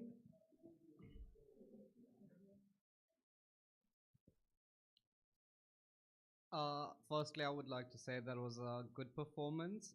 Your content was really good because you made it relate to what people around your age might be thinking about what they're going to do in the future. You put it in a school setting, so it is more relatable to what your peers can listen to, what other contestants can listen to and take inspiration from. Your performance was good. Whenever you described Jack towards the beginning of the story, you had a flat tone of voice, which normally is a bad thing, but in this case, because Jack was down, he was sad, I think it was appropriate use of a monotone. Later on in the story, as the story progressed, Jack found inspiration, and you see him getting life back into him. That's when you used a higher pitch, more excitement in your voice. So originality was good. Your language was excellent, and your values are strong. Basically, from what I understood, your values are, no matter what position you are in, always try and keep a positive mindset, and something positive will come out of it. Thank you so much. Thank you, Mr. Shuaib, for the comment. And now we are going to move to the next performance from Jocelyn Quinn Irawan. Good morning, my name is Jocelyn Quinn Irawan from SMA Marsudirini Bogor. Today I will tell about the future of C generation. The future of C generation. In this era, the generation grow fast well. They can't do anything without digital, especially C generation. The characteristics of C generation are good digital generation and they like information technology. They use some computer application.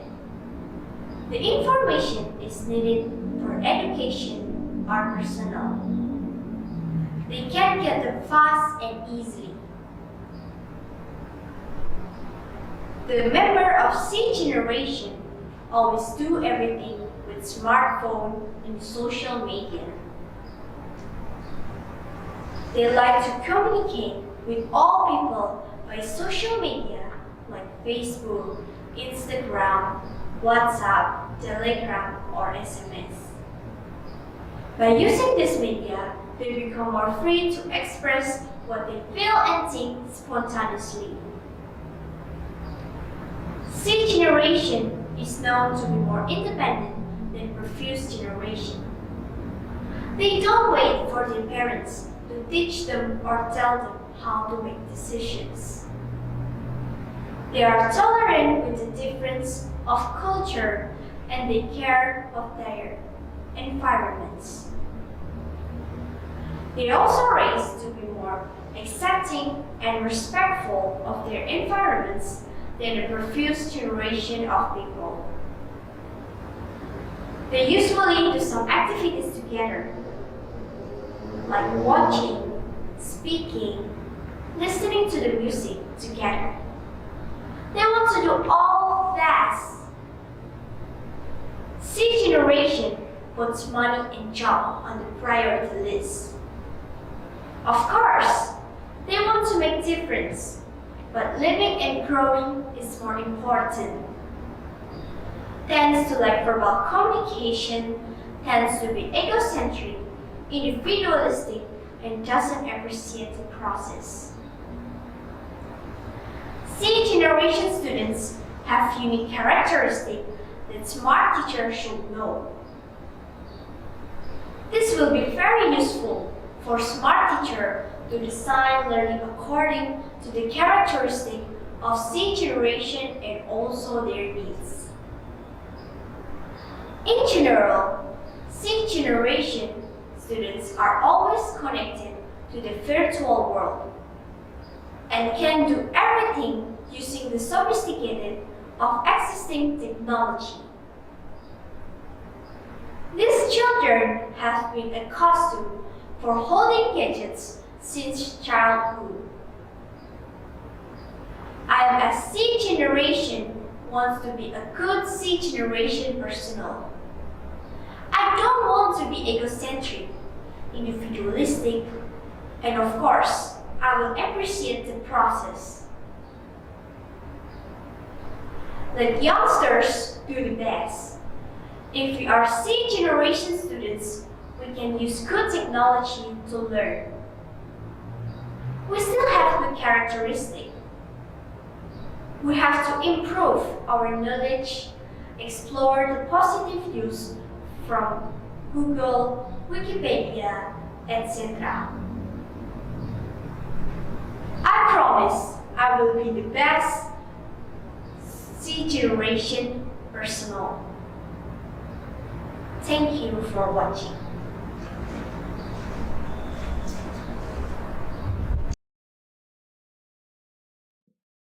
That was a wonderful performance.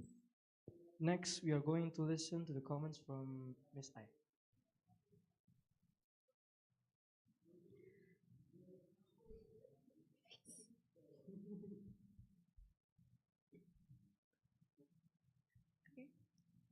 Okay, it was a nice performance. You need to be careful in pronunciation of words. It is good that you have the eye contact, and the values are good to apply in real life. All in all, nice performance. Thank you.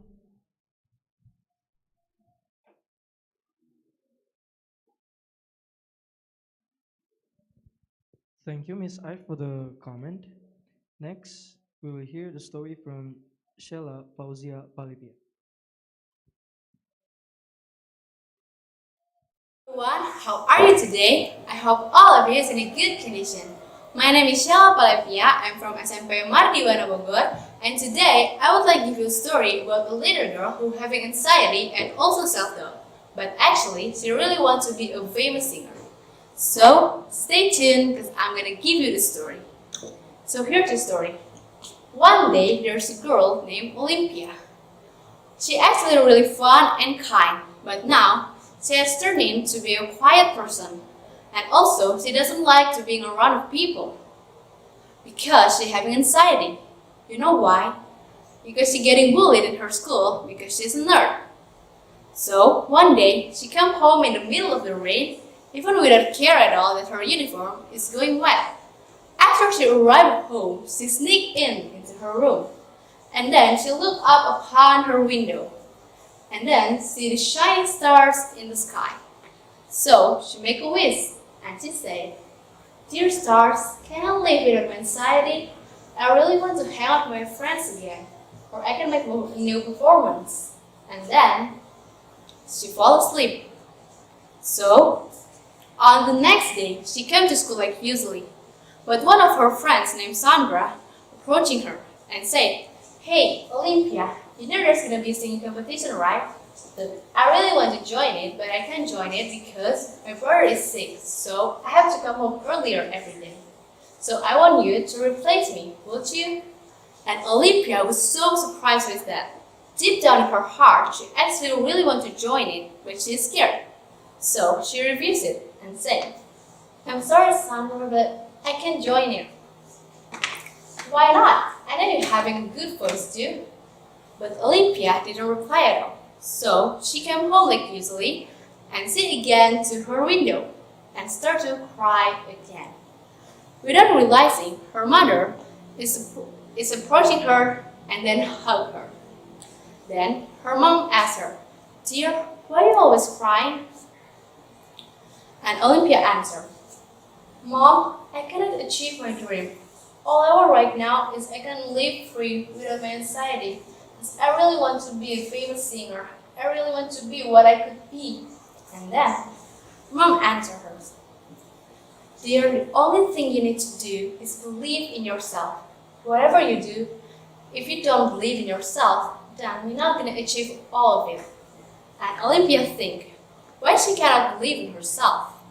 So, on the next day, she came to Sandra and told her that she's going to join the singing competition. And then, Sandra is going to be so happy about that. So, every day, Olympia kept practicing, until the day that they've been waiting for is coming, the competition day. In that day, Olympia thinks to change her mind after she saw there's going to be so many crowd that's going to watch her. But then, she doesn't want to disappoint her parents and also her school. So, she kept trusting herself and pretending to be fine. And then the MC came to stage and said, "So our next contestant is Olympia." So Olympia went to stage with a shaking body, but she tried with her best. And then, after the music started playing, she singing with all of her heart. She closed her eyes and tried to remember her mother's advice. And after she done, all the crowds gave her the standing applause. And Olympia was so happy and filled with joy. And after that, she packed up for home because she didn't think that she gonna win it. And then the MC came to announce the winner, and she said, "And the third winner is, well, definitely not Olympia." And then she said again, after the third winner came to stage. She said again, "And our second winner is Olympia." And Olympia didn't believe at all that she's the winner. The second winner. Well, second winner is the best achievement that she can have. Because for inside a girl and being second winner, wow, second winner, that's the best. So Olympia really thankful herself for being trusted and want to be what she has. So the moral from this story is, whatever you want to do or whatever you dream, the only thing you need to do is believe in yourself and what you have. So, I think that's all from me. Thank you and see you next time. Wow, what a wonderful performance. Yes, I personally like it. How about you? I don't really. You're not. So let's see what our judges thinks. So for Mr. Shay, the time's yours. So firstly, I would like to start by commenting on your content. Your content of your story was good. I enjoyed it. Your performance, it was very flat in the sense that there was no change in pitch, there was no change in your voice. Your originality was good. Your language could be improved in the sense that you used the wrong tenses in your words throughout. Instead of thought, you say thinking. Uh, like a lot of times that the wrong tense was used. So your word selection was not appropriate, and your values were good. So overall, it was a good story. Just your language really needs to be improved on, and your performance could use some work as well. Thank you.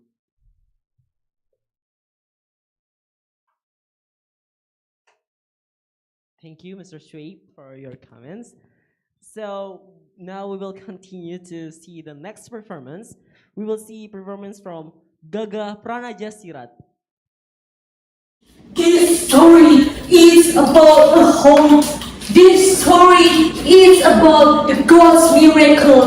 This story is about the dreams of that generation. For all my friends, Assalamualaikum warahmatullahi wabarakatuh. Hello, my name is Gaga Pranaja and I am from Smart Excellencia. I wanna tell you the greatest story. Hey, listen it, baby. Hey, listen it, baby. Shh, do you hear that?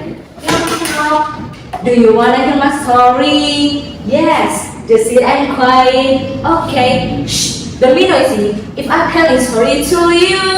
Okay, what's the story?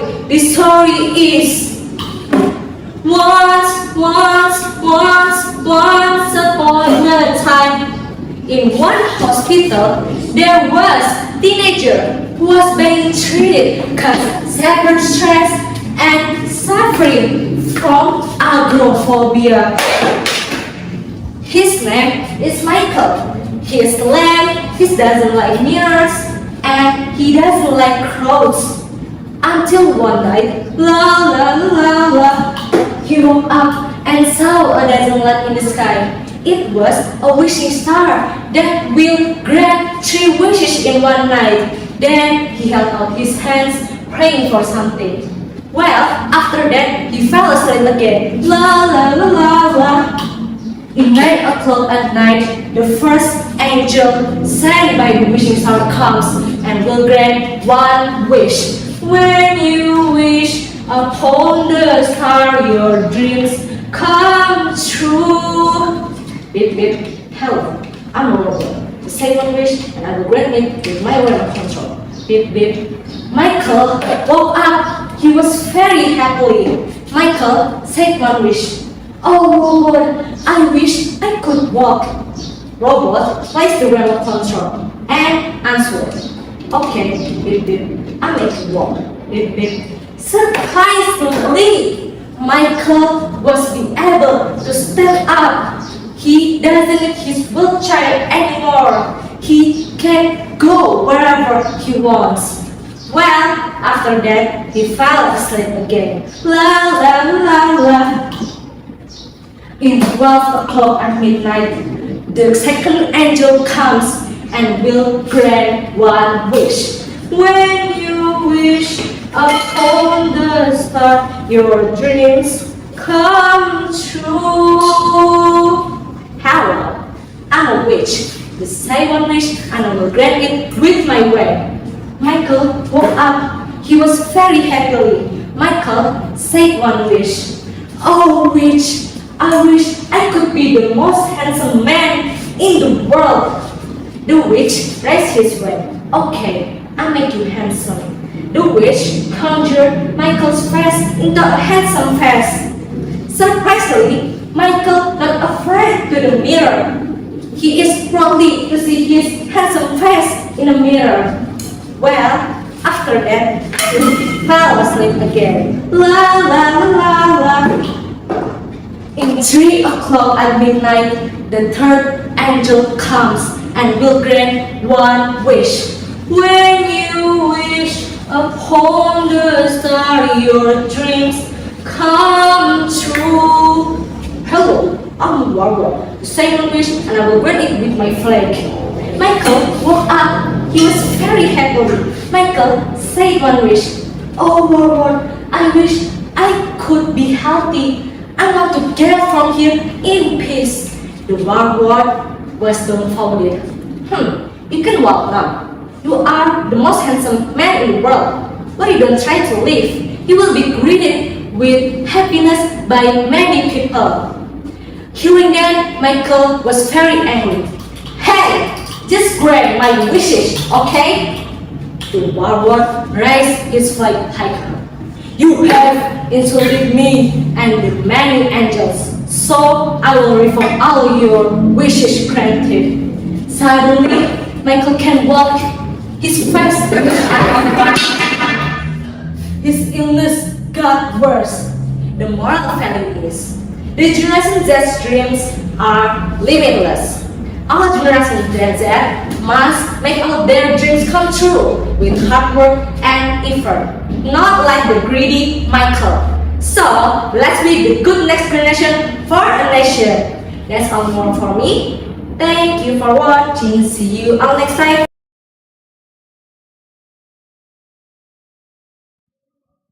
Whoa, this one is also admire us. It's very expressive, don't you think? Yeah, that was real different with the other performance. So let's hear some comments from the judges. For Mrs. Iris, the time's yours.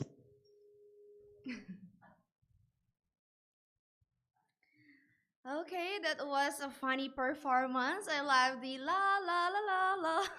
Okay, I'm speechless. That was a splendid performance, a good transition, use of props and character.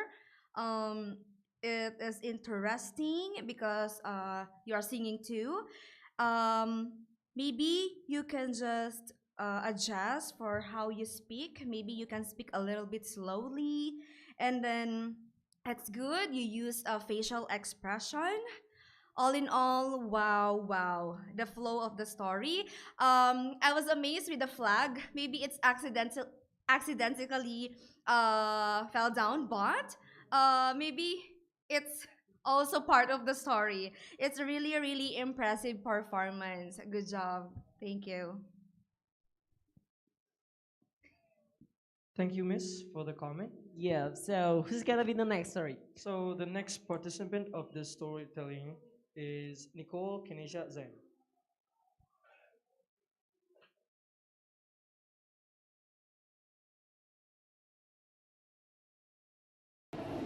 Good morning, judges and friends. Let me introduce myself. My name is Nicole Kenejetan. I'm an 8th grader from SMP National Kelas Kegiatan Bogor. Today, I want to tell you about my dream as a Generation Z. Before I start, have you ever heard about Generation Z or Gen Z? Generation Z or Gen Z are also known as Zoomerses. Zoomerses is the generation reaching adulthood in the second decade of the 21st century, perceived as being familiar with the internet from a very young age. Gen Z refers to people born between 1995 and 2010. Gen Z are very different from older generation because this generation are the first consumers who have grown up wholly in the digital era. They are tech savvy and mobile first, and they have high standards on how they spend their time online. I'm a member of Generation Z because I was born in 2009. As Gen Z, we obviously have creative thoughts and also dreams. Like for example, I have a dream, two big dreams actually. I want a tiny house that I can bring anywhere, so we don't need to worry about expensive hotels. We need a machine that can shrink houses and can make them normal again. And of course, later in every country, we'll have a land specially for these mobile houses. So if people want to go on holiday, all they have to do is bring their tiny houses to wherever they want, resize it, and enjoy their holiday without spending a single penny on a place to live, such as a motels and hotels. I also want to create a machine that can transfer data from the book we read and the internet to our brain. It can add or remove data very fast and does not interfere with the memories of our life. This machine will be used in both education and medicine. It helps doctors to cure their patient with amnesia and help us as a student to learn very quickly. So as a student, we won't need to memorize many lessons. We can use our time to do other things which can be more useful with humanity's future, such as research to cure cancer, create flying cars which can solve traffic jam and pollution problems, and many more. Well, these are my dreams. And how about yours? I think that's all from me. Thank you and may God bless you. Wow, another great performance. So, It was great, but let's continue. Listen to the comments from Mr. Shrek.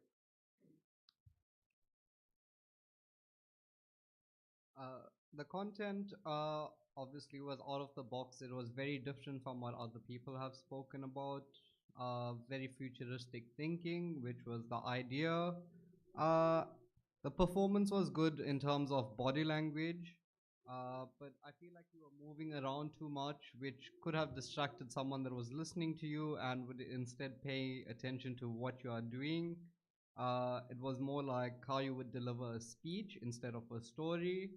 Your originality obviously was good as it was very out of the box thinking. Your language was good as well. Your values are quite strong, but overall, your content was a bit weak in the sense that you didn't tell much of a story. You told us more of what you want to be achieved by your generation, which is in line with the topic, but not completely in line with the idea of storytelling. Thank you. Thank you, Mr. Shrev, for the comment. Yeah, okay, now let's welcome the next participant. It's going to be Agatha Zanetawuran. Hello everyone, my name is Agatha Zanetawuran from class 9A, and today I will be telling you all a story titled Double Date. In a small town called Batavia, there live two beautiful influencers. For Pacific, they are beauty bloggers. A girl from Boise had got beautiful long brown hair, black eyes. She was not really tall and had bright skin. Her name was Talia. And the other girl, who was from Bandio, had got short black straight hair, brown eyes, and for the height was the ideal height for that woman want, and had got tan skin. Her name was Iris. They had special calls for each other. Miss for Iris and Leah for Talia. Everyone at school already knows them very well as both of them were the prima donna of the school. No one didn't know about them. They were very famous both inside and outside of school. They had different styles of fashion. Talia looked more girlish, but Iris was more boyish. But they had the same taste in boys. One day there was a new student. Of course, it was a boy. He was named Adam. He's definitely the type for the two best friends, until one day came when Adam approached one of them. Yes, that girl was Talia. Surprisingly, this friend didn't tell her best friend. Long story short, Adam and Talia became a couple, and one of her classmates saw them holding hands in front of the class corridor. This classmate told Iris what she just saw. After knowing the news, Iris looked for them in a rush and found them in the cafeteria. Why did you hide it from me? Asked Iris while angry. What do you mean, Iris? I don't understand, Talia answered while she was confused. Meanwhile, Adam, who was sitting beside Talia, looked very confused about what was happening between these two best friends. You are dating Adam even though you know I like him? And you didn't even tell me about that. Am I really your friend, Leah? Talia said. That's not what I mean, Riz. At first, I wanted to tell you about me and Adam, but I don't like you and I'm waiting for the right time to tell you. At the end, they both apologized for each other. Iris accepted that her former crush was now her best friend's boyfriend. Iris and Adam finally became friends. On one sunny day in the school backyard, a friend of Adam met up with Iris. He gave her a red rose while telling the truth that he fell in love with her. He asked her to be his girlfriend, and Iris said, Yes, I will. Surprisingly, a confetti burst out, a celebration of sweet moments. They were really excited because finally they could have a double date. The moral is, this kind of story often happens in Gen Z's sisterhood life.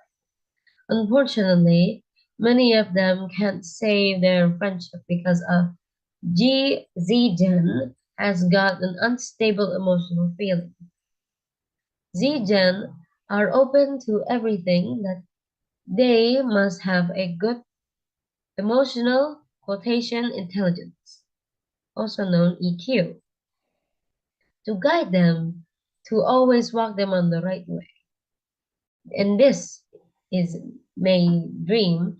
I want to be in the bright Z generation who are mature so that I can enlighten others. What a wonderful performance from Miss Agatha. Yeah, yes. Okay, now we are going to see some opinion and comments from our judges. So for Miss Iris, the time's yours.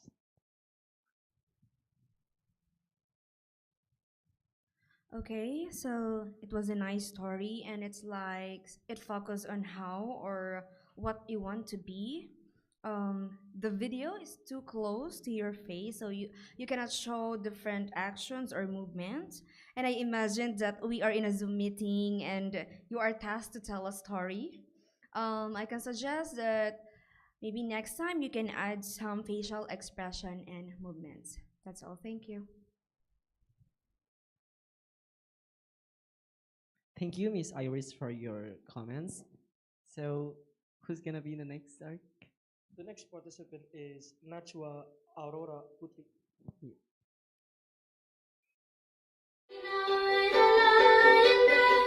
The brightest colors fill my head.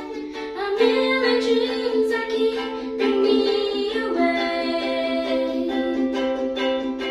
I think of what the world could be, a vision of the one I see. A million dreams and silence condensate. Oh, a million dreams for the world we're gonna make. Hello everyone! I'm sure you've heard about the song I just sang. A song that gives us spirit to pursue our dreams. The honorable judges and the valuable viewers, my name is Najwa Aurora. I'm 12 years old and I'm from Bina Pelita Bangsa School, Bekasi.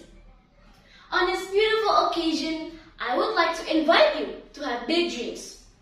Do you know why? Because life is beautiful, especially for the Z generation. We live in an era where convenience and comfort are readily available. So my friends, I want to tell you a story entitled The Dreams of the Z Generation. Please enjoy. One day in a beautiful village lived a teacher named Miss Fox. She teaches English to 7th graders. Today, she wants to have a discussion with her class. Hello class, do you know you're a member of the Generation Z? Asked Miss Fox. Oh, of course, Miss. We are a technology-savvy generation. The students answered. Okay, now I want you to share your dreams with me, starting with Atala. Give him applause. I want to be a YouTuber because it's the fastest way to become famous and rich. I will share my content every day, even if it's a hoax. The important thing is that I will get attention and a lot of money. Said Atala. Oh no, don't do that. I also want to be a content creator, but I will create useful content for my followers. We are role models, therefore we must be a good and useful example for them, said Celine. Everyone agrees with Celine's opinion. And then Miss Fox asked Bian about his dreams. I haven't thought about what I will be in the future. Furthermore, we will be able to compete with urban people. We will think about our future when we become adults, said Bian. I don't agree with Bian's opinion, said Aura. Technology makes it easy for us to get information. There are tons of educational videos that you can choose according to your needs. I want to be a diplomat because I want to introduce Indonesian culture and potential to the world. So I start learning storytelling and speech through the social media. Then I start participating in online storytelling and speech competition. I have won 50 competitions, and I believe it will be very useful for my future. Concludes our. Everyone clap. Now it's Banu's turn. Hello everyone. I want to build renewable energy because we will be threatened by an energy crisis in the future. Did you know that? I start to learn a lot about science, attend online seminars, and join environmental organizations both locally and internationally, said Banu. So my friends, from the story above, we can conclude that in an era with technology like today, we, the Z generation, must move quickly to prepare step by step for our future so that we are not left behind by the time. In addition, we have to prioritize integrity and think creatively in order to keep the earth beautiful and peaceful for our next generation. That's my story today. I am Najwa Aurora. Thank you and I'll see you later. Bye bye.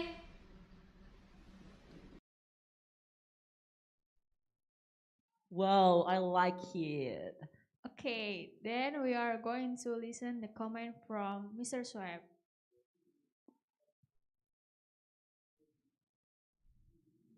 Firstly, I would like to start off by saying well done. It was a really good performance.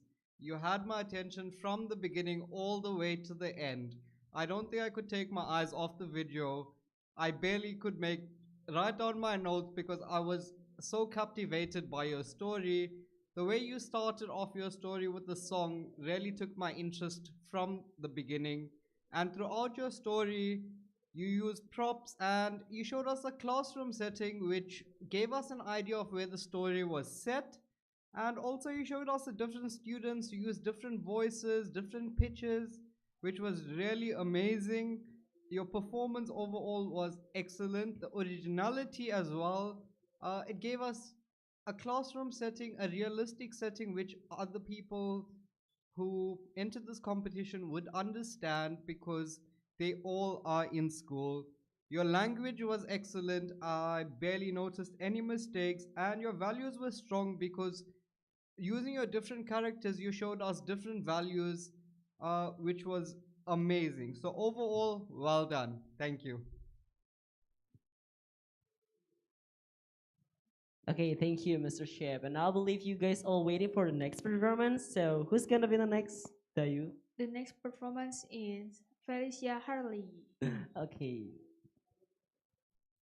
Morning everyone, today I'll be telling you my story about my dream occupation, which is being a pianist. But first, let me introduce myself.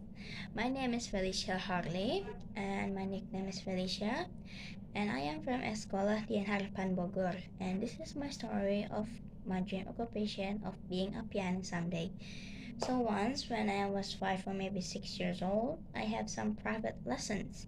And one of those private lessons is a music private lesson. And the instrument that I play is a keyboard. And at that time, I wasn't really interested to it, but what can I do? I cannot deny it, but all I can do is to accept it. So as time passed by, I was already in 6th grade. When I was in 6th grade, it was still in the pandemic, so I need to go on online class because of the coronavirus. And well, while I was having my online class, my teacher announced there will be a practical exam for 1 whole week. And my teacher also told me and my friends there will be a music practical exam that we can choose either sing or we could play an instrument. So because I cannot sing, because I have a low voice, so I cannot sing. So I choose to play an instrument.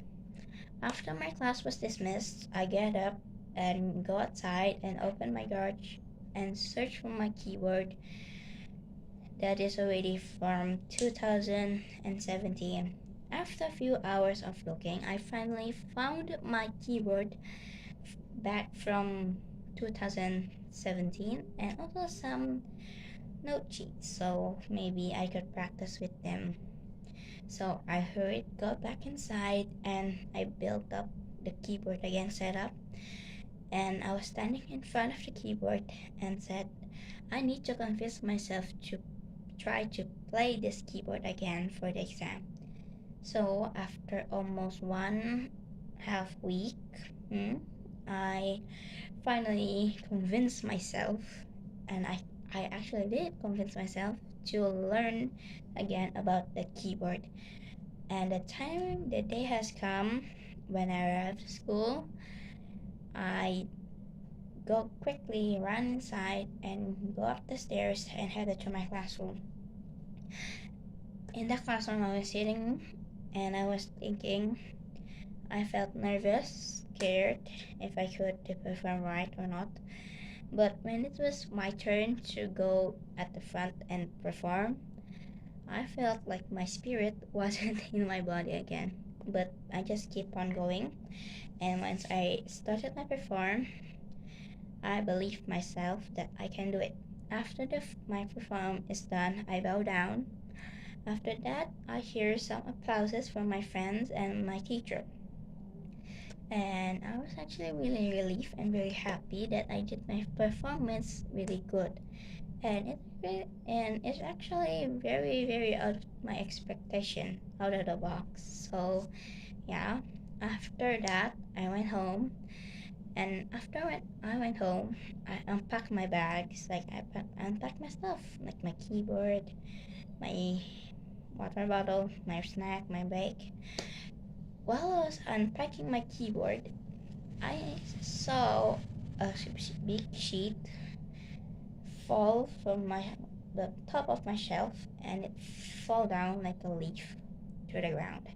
And I picked that paper up, and I saw that it was a certificate about me participating a music contest back in 2017 at Botany Square Mall. After I saw that certificate, I started to think, even though I wasn't addicted to piano, but I participate in a music contest.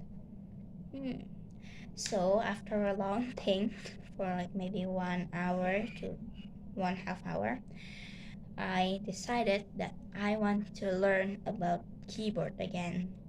So after that incident and that day, I was starting to addicted and interested into piano and keyboard and some music, which is piano music. And there is one piano music by an artist called Iruma that is very calming, and it helps me to stay calm when I am practicing with my keyboard. And the song is called Rivers Flows in You, and it's actually very calming. And since then, I started to practicing more and more until I can do songs that I love. And some of my friends asked, "Well, is it hard to learn about piano?" Well, it's actually difficult, but not that difficult. Maybe in the start, yes, because you need to remember the notes, which note is which, and also you need to know which finger needs to be on the key, and you need to remember what kind of finger that you need to use on the key on the notes. It also depends on the song though. If it's very hard, like maybe Rivers Flows in You, maybe you need to start just by slowly, because it's actually really hard. But I'm still practicing, so when I grow up, I could be a pianist someday. And that's all of my story of my dream occupation to be a pianist. Thank you for watching, and if there is misspelled grammar, please forgive it. And thank you everyone, and have a nice day. Bye bye. Wow, that's the great performance. Yeah, and also I can't wait for hearing the comments from the judges. So now we would like to hear some comments from Miss Iris. So Miss Iris, time's yours.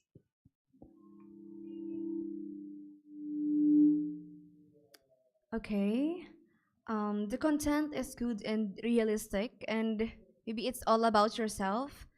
If you want to catch attention of the listener, you must start with an attractive introduction.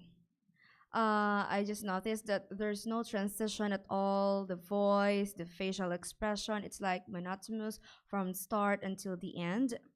Yes, it's literally a story. Maybe it's you're telling a story to someone like that.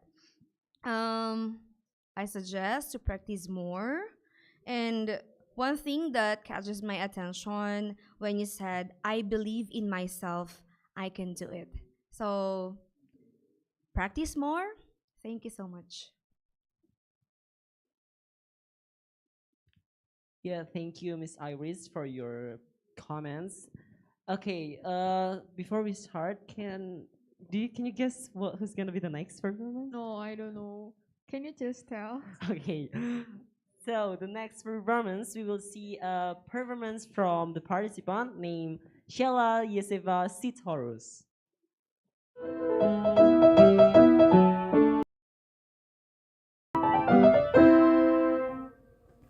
Oh. Hi. I'm Shella Yasefasitorus, and today I'm going to show you how did I achieve my dream occupation. Are you curious?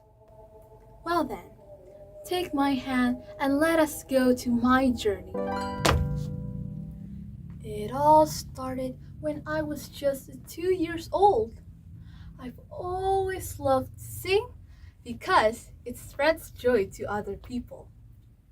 However, one day I heard the sound of a piano just flow through my ears, and it felt like it was speaking to me.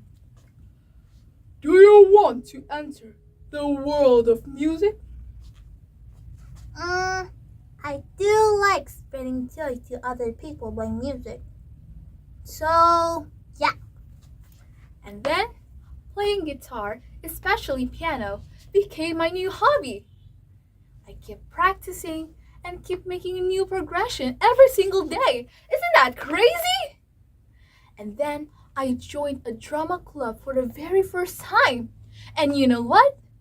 Acting is actually my new talent.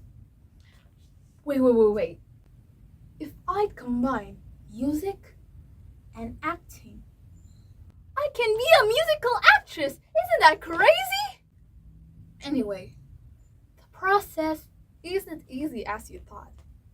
You see, one day, two giant beasts just found me. And the first beast was named Stubborn.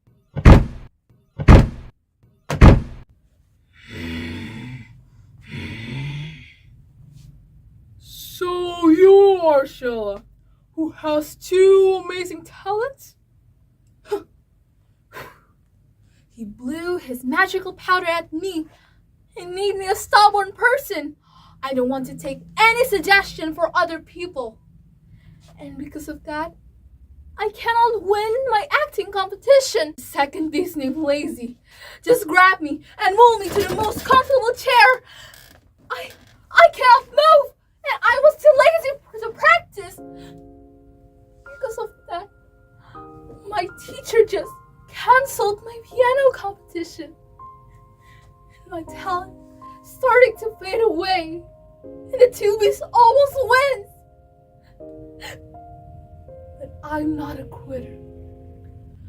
Oh, my talents don't go away.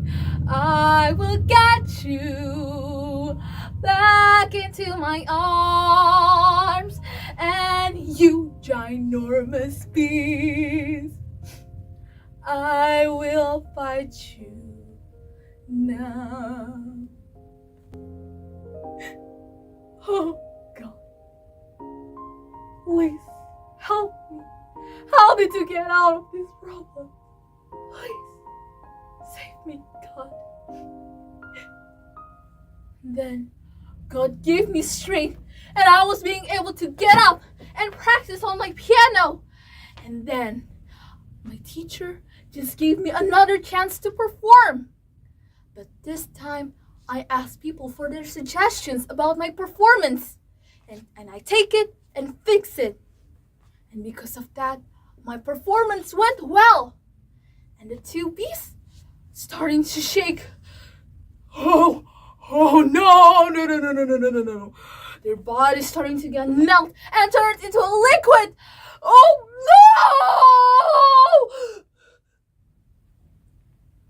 no! And I'm free! I'm free! Starting from that day, I kept practicing constantly and taking people's suggestions about my performance. And because of that, I became a musician and an actress. So you see, everyone, in achieving your dreams, you must be able to resist any of your temptations. Never give up, and most importantly, rely on God to achieve your dreams. That's all. Thank you for listening. Keep dreaming, and God bless you. Wow, another best performance. So now I can't wait for hear comments from Mr. Sweep. So Mr. Sweep, the time is yours. I would like to start off by saying excellent performance. I was really intrigued when the singing and the piano started. The sound effects really gave it a lot of life to the story. At first, I was a bit not so intrigued by the fact that it felt like you were telling a personal story, and then you ended up speaking about these monsters. And in life, monsters like that do appear, in the sense that sometimes we do get lazy. So the monsters were basically bad habits that we have as the new generation. So it really was an inspiring story with great values. The content was great. You gave it a personal touch, which added more emotional feeling towards the story. So well done. Thank you.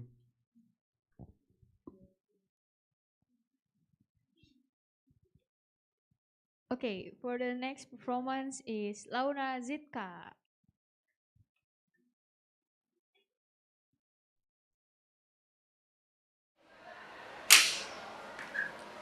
Assalamualaikum warahmatullahi wabarakatuh. Honorable the judges of storytelling competition, honorable the participants, honorable the committee, and my loving audience. Let me introduce myself. My name is Laura Zitka. I am 8th grade from Arido Islamic Junior High School, Depok. I am here. I want to tell you about my dream and my intention as a Z generation. Do you guys know about comic illustrators? Yeah, this is one of my big dreams. Comics are visual medium where the artist's image and skill are what the reader will remember. A comic illustrator job is to create the image and visual elements of a piece storytelling media such as comic book. Me, as a Z generation, I think it's a cool dream and a steady job. Becoming a comic illustrator was my dream since I was 8 years old, because I almost watch anime all the time. You guys of course know about anime too, right? My first anime is Naruto Shippuden. After watching that anime, I ever tried for drawing the characters like Naruto, Itachi, and Kakashi. And believe it or not, the qualities of our sketching or illustration are based on our mood. If it's good, it will be wonderful. If not, it will be bad. That's why I'm trying to control my emotion during sketching. Also, I have an idol. His name is Ariel Duyu. He is a webtoon author and he already published some webtoons such as Good Bad Fortune. And I like reading webtoon, especially horror, thriller, slice of life genres. And another favorite titles are Delivery Man, From Dreams to Freedom, Pak Guru Inyong, Draco Diary, and many more.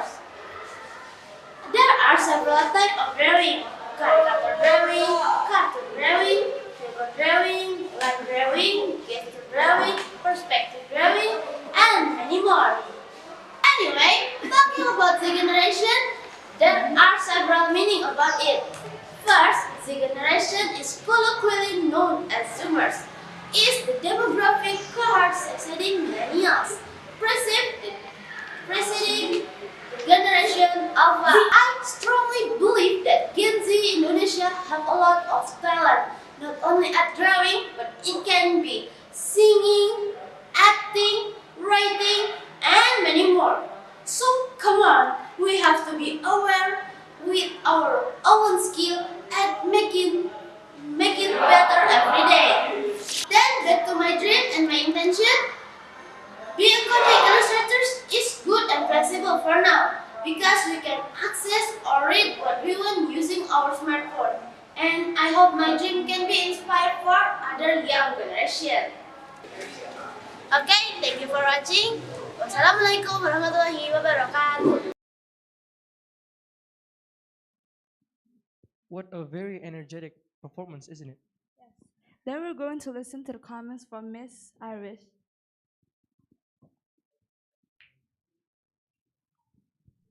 Okay, it was a nice story, and you started by introducing yourself. You also used different backgrounds, and I can suggest that you need to practice in language, especially in pronouncing different words. That's all. Thank you.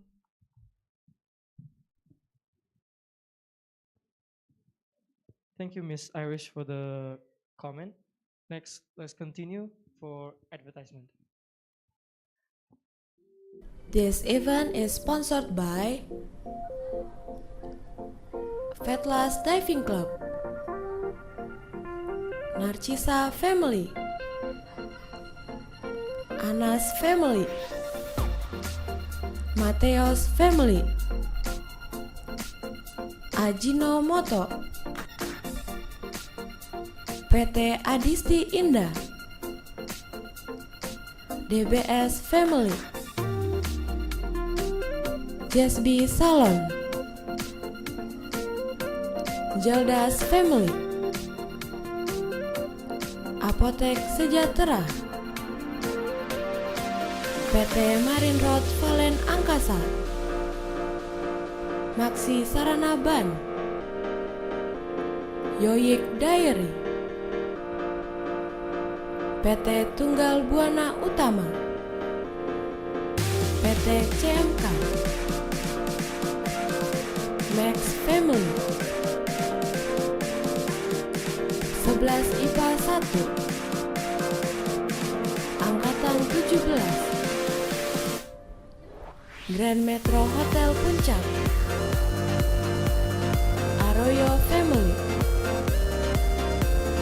Sumber Makmur, RS Sentosa.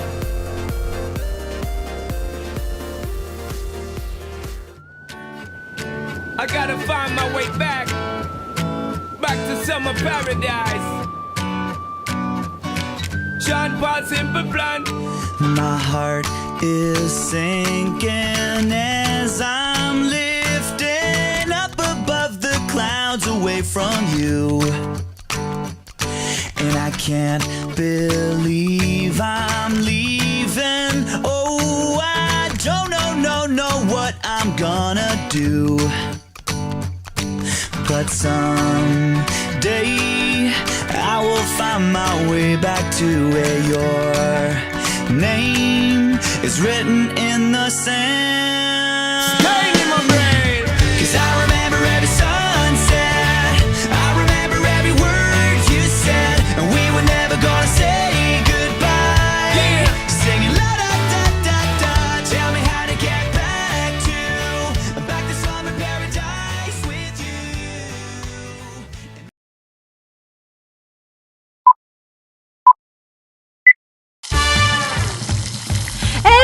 Cukup, kebanyakan tuh garamnya. Tahu nggak, dari 24% anak-anak usia 5-12 tahun sampai 5 dari 10 orang Indonesia konsumsi garamnya berlebih. Lebih dari 2 kali, harusnya hanya 5 gram per hari. Kita jadi rentan stroke, gagal ginjal, dan serangan jantung, penyebab kematian terbesar di Indonesia. Ayo mulai bijak garam. Kurangi garam, masak tetap lezat dengan Ajinomoto Umami. Cari tahu info bijak garam di website kami. Okay, going to the next contestant, Joan Abigail Simajuntak. It was a cold night. A little girl was with her father, who was talking to her mother. You know, honey, in Indonesia, there aren't many good doctors who aren't after the money, you know? The little girl silently heard this. With a thought inside her head, a spark lighted her up. Then she calmly told her father, Dad, I want to be a doctor. A good doctor who cherishes her job and do her job wholeheartedly.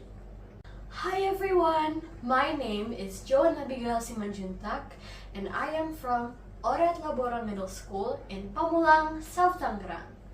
Today, I'm going to tell you a story about a girl who is chasing her dreams on becoming a doctor. Her journey is like a roller coaster going 50 miles per hour, doing many loop-de-loops. So, let us see the rise of Indonesia's soon-to-be doctor, me. Welcome to my story. After making her statement, that little girl named Joan took it seriously. At school, she would pay attention to everything her teacher would say, and she would write everything down and memorize everything. Dear students, please note that hypertension is caused by too much smoking, too much salt, and stress. Joan was taking notes carefully. I'm repeating in her mumbling voice. Hypertension is caused by too much salt, smoking, and stress. She was so serious for her future career that she even made a new learning schedule. She would learn after school for 2 more hours, and even more hours, and even more hours, and read many books and journals to help her in her study. One day, her friend asked her, "So, Joan, what kind of doctor do you want to be?" Thinking hard about what her heart will, she then answered firmly, "Well, I want to be an internist." Everything was going well. Her grades were good. Frequently, she was on the top rank of students in her class. And then, middle school arrived. Joan was introduced to a new medical world. It was another day in science class. Dear students, today we are going to learn the living being cells, said the teacher. Wow, cells! I have not heard of this before, Joan thought. This is a new step on becoming a doctor. But this was harder.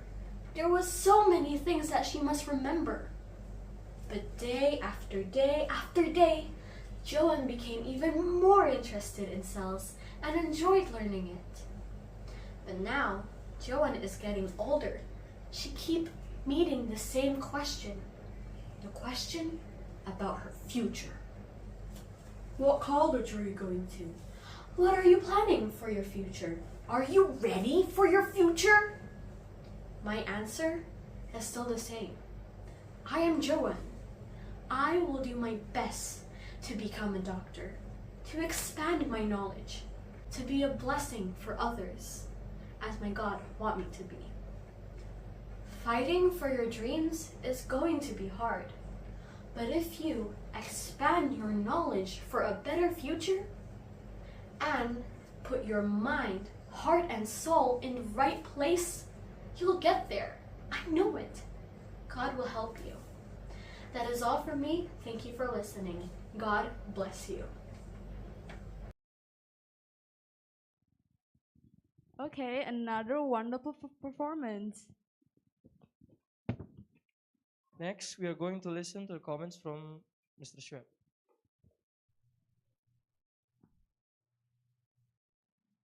Firstly, I would like to start off by saying wonderful performance. I really liked when you were demonstrating that you were a student or the character was a student.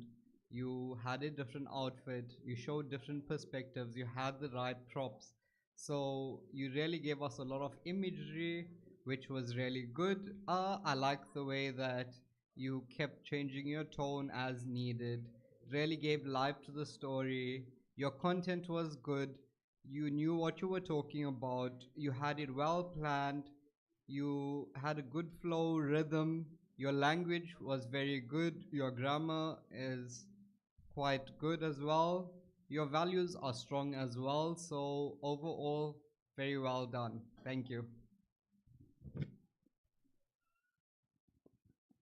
Thank you, Mr. Schwab, for the comment.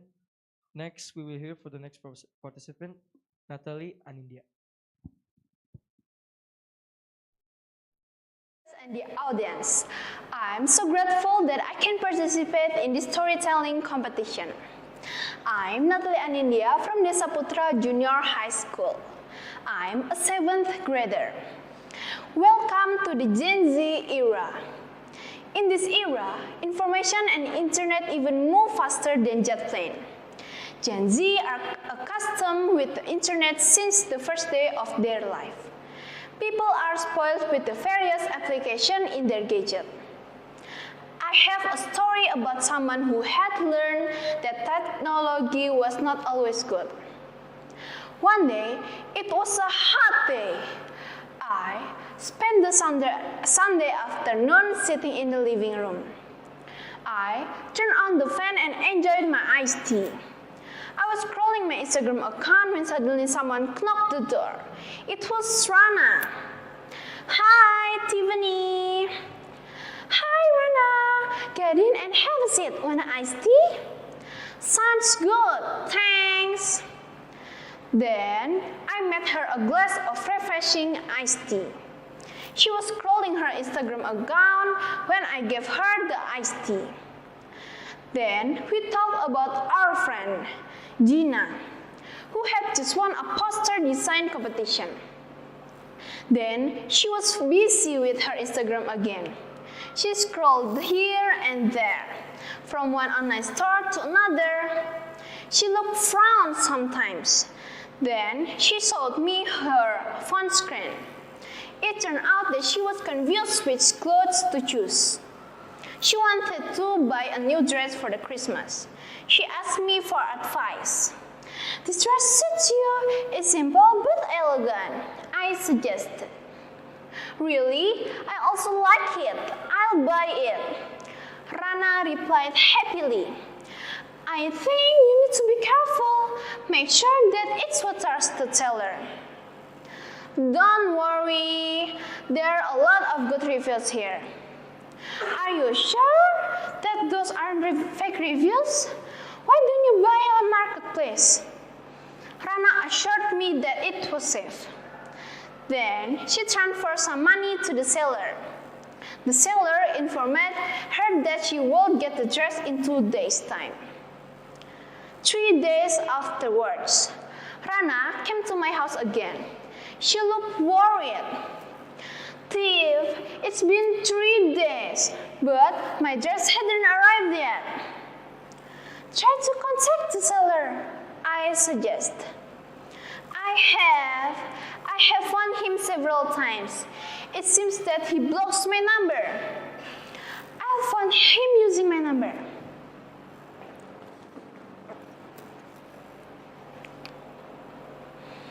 He's there. Suddenly Rana took my phone. Hey, where's my dress? Why don't you send it to me? Beep, beep, beep. Hey! She shouted. The seller hung the phone. That made Rana even sadder than before. There's nothing I can do to make her happier. Then I tried to find the same dress in the trusted seller marketplace. After after some days, the dress arrived and it was the 20th of December. Then I gave the dress as my earlier Christmas present for Rana. Rana, this is for you. What's this? Just check it out.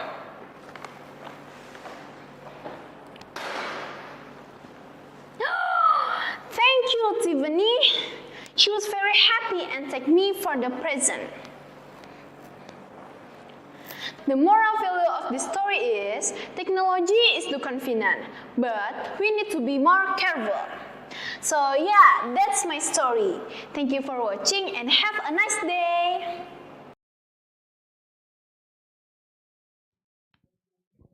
What a wonderful performance from Natalie. Next, we're going to see the comments from Mrs. Irish.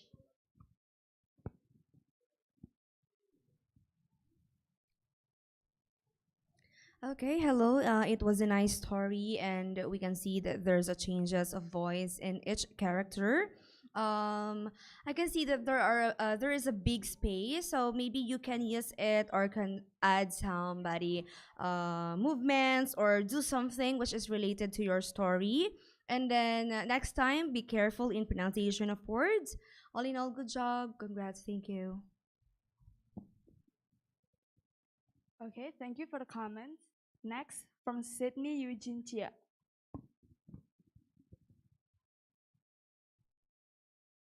Today I'm gonna tell you a story about Tio. Tio was inspired by a chef that can make people smile by the food. Basically, the chef that Tio was inspired of, he takes the resources from other planets. He uses those resources.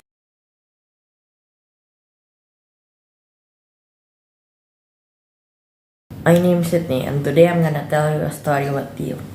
Tio was inspired by a chef that can make people smile by the food. Basically, the chef that Tio was inspired of, he takes the resources from other planets. He uses those resources to make high quality food that is cheap and affordable. He makes the food affordable and cheap because he wants other people, not just the rich, to enjoy the food. When Tio first saw him, he couldn't believe his eyes. He was seeing this group of people. He was seeing that they barged into the restaurant and demanding food. But as soon as they got out, they were smiling. Tio was so confused. How can this chef make food that can make people smile? Tio was immediately inspired by that. He decided to challenge himself to make better food. He also challenged himself to find a way to make those resources last longer on Earth, because the resources from the other planet don't last long because they cannot survive on Earth that long. So they have to come in fresh from the other planet, and getting them fresh is quite expensive. Tio was amazed how he can make those resources from the other planet last long. They are also high quality, but they are cheap and affordable for the poor who can enjoy it. Tio was immediately amazed. How can this one chef make the resources from the other planets fit well with the food on Earth and also make it affordable so the poor and the rich can enjoy it? Tio just couldn't understand how he can do that. He uses his commitment and creativity to make those food. Basically, all the resources from the other planet fit together and taste well together with the food on Earth. Tio immediately called his friend to come help him make an ecosystem so that the resources from the other planet can last longer on Earth. Because the food from the other planets cannot last longer on Earth because the ecosystem from the other planet doesn't fit the ecosystem on Earth. Together, they were successful in finding the most valuable resources and making an ecosystem for them to live on Earth. Together, they made a pretty good restaurant so that a lot of people can enjoy. They are still managing to get the price right so the poor can also enjoy it. But in the end, Tio was successful of becoming a chef. So the moral of the story is to keep chasing your dream.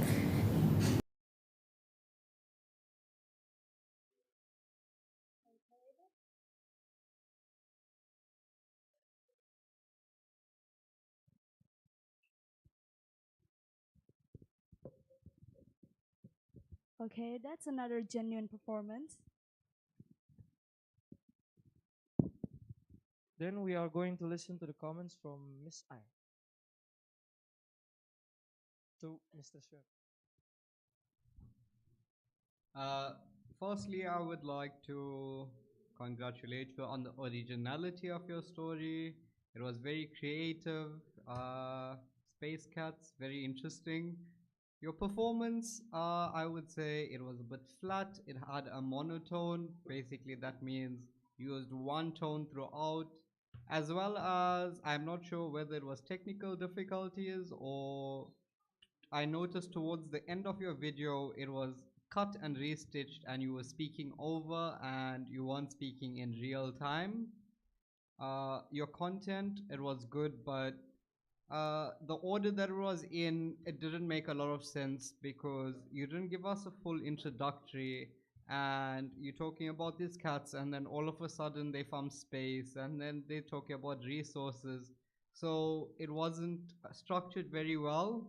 So that affected your language, and the language that you used throughout is quite simple sentences. So it didn't give us that real feeling of a true story. It was more like a short story, very simple, very basic. But overall, it was a good story, but could be structured a bit better. Thank you.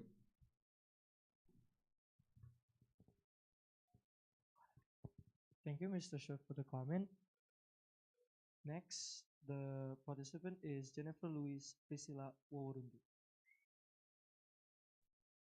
Good morning, good evening, or good night.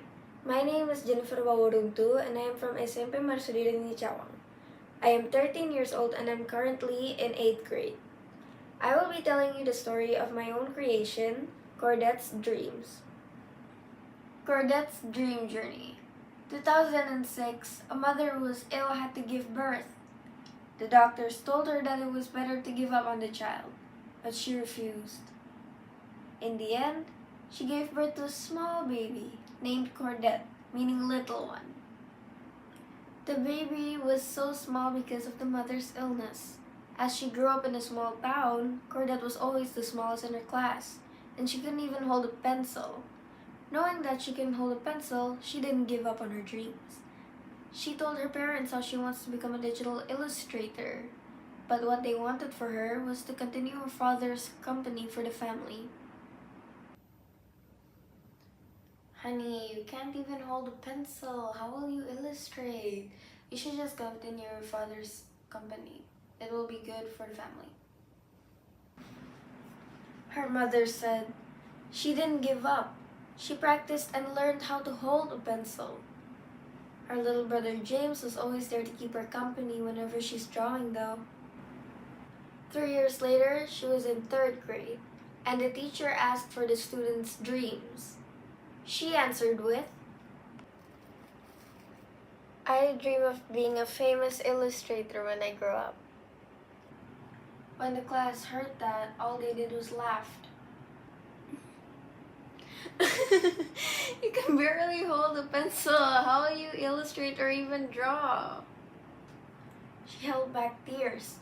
All she ever wanted to do was make illustrations, make cartoon movies, or even make her own illustrations.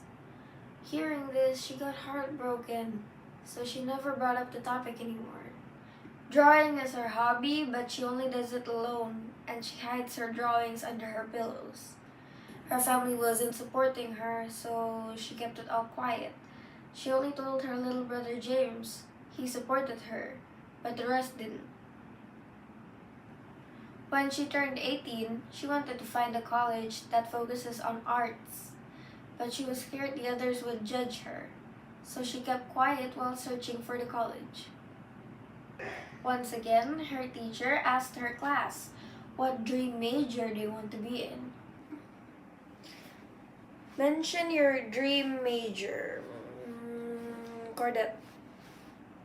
So she gathered up the courage to mention her dream major. Digital illustrator. Her friends made fun of her.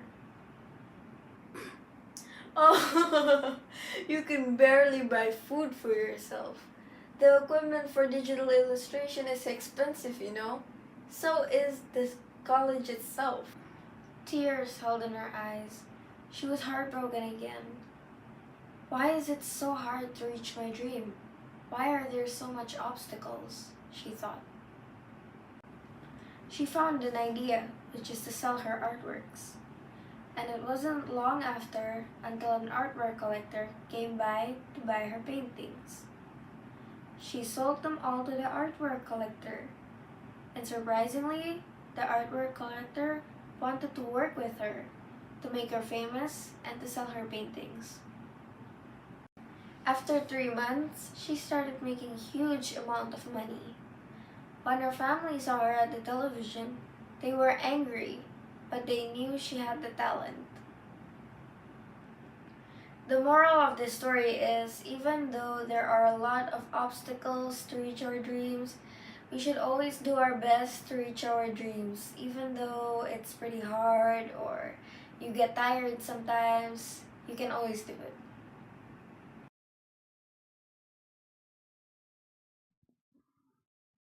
Great performance, Jennifer. Then we're going to listen to the comments from Miss I.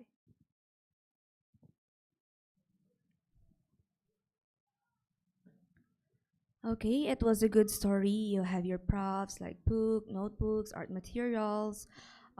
Your voice cannot hear clearly, maybe the volume. The transition of characters are good. You provided the different clothes or costume, but the problem is your voice is just flat from the beginning until the end, or it's just monotonous. You are good in portraying the character, but you need to practice more. Thank you.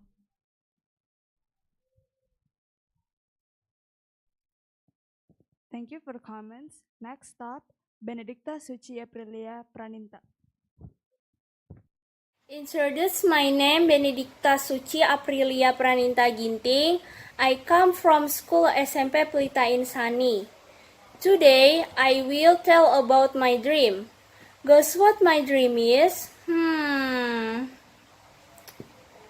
Okay, so my dream is to be a surgeon. Why do I want to be a surgeon? Because it was inspired by the story of a surgeon, namely Lai Augustinus Darmawan. Dr. Lai Augustinus Darmawan is a doctor who provides free medical treatment on Key Kecil Island, Southeast Maluku. When ready to continue the journey home, suddenly came a mother with her daughter. The mother carried a 9-year-old child who was groaning in pain. His intestines were pinched. Their struggle to get health service is not only a long journey, but also a huge expense. The mother and daughter also have to find the most money.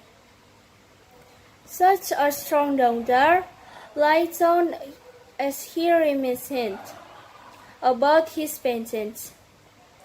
The surgeon said, in medical theory, a patient's intestines within 6 to 8 hours should be removed immediately. Gradually, the ship was transformed into a hospital. Inside the RSA, there are operating rooms, treatment rooms, X-rays, ultrasounds, and AGA like a hospital. On that ship, live performed surgery. Both minor and major are assisted by other medical personnel who are members of Dr. Share. Like 16 residents not to have to travel far and incur huge costs like what happened to the girl he met on K Kecil Iceland. So, that's the story that inspired me to become a surgeon. Thank you so much for listening to my story. Bye-bye!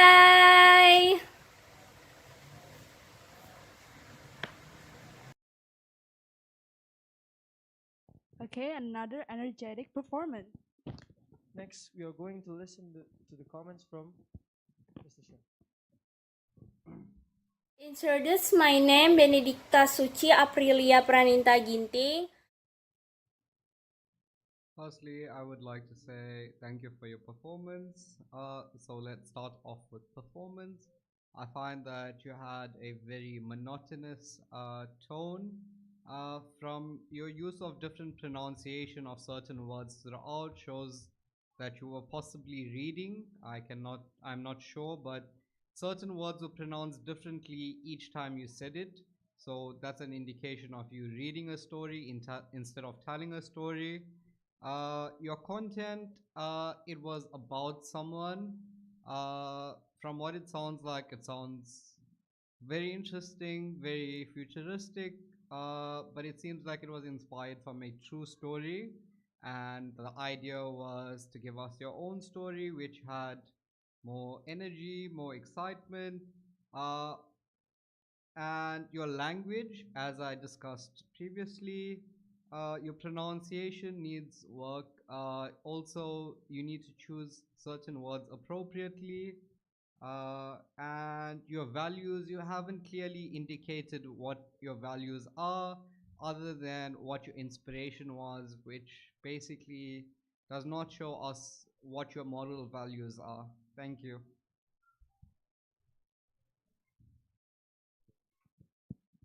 Thank you, Mr. for the comment. The next participant is Gabriel Rosella Selim.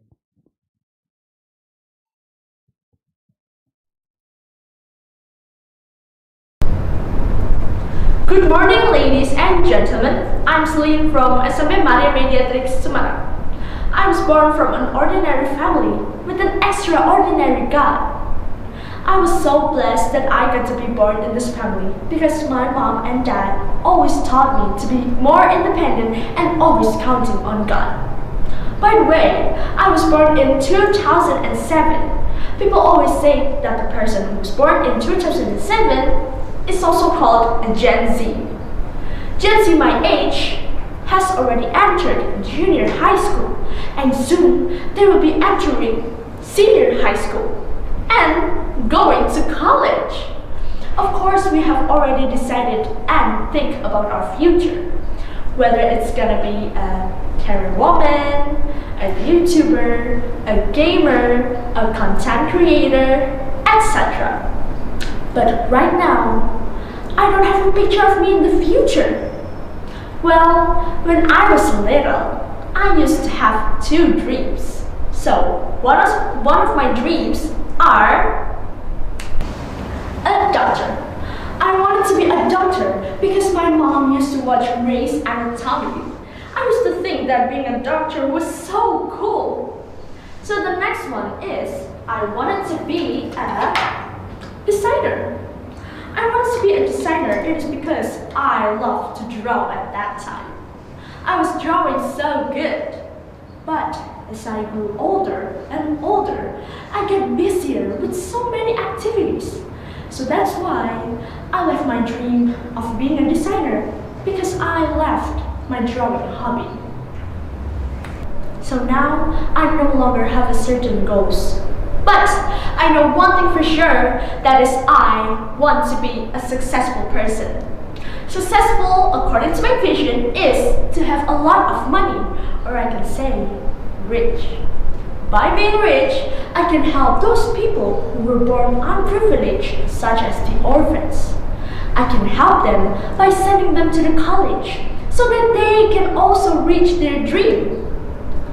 It will be wonderful if they can be a successful person, so that they can also help the persons and the people who were born less fortunate like them. I wish that the chain of goodness is gonna be still continuing. And I also wish that my simple dreams will have a big change to the world. As Mother Teresa said, not all of us can do great things, but we can do small things with great love.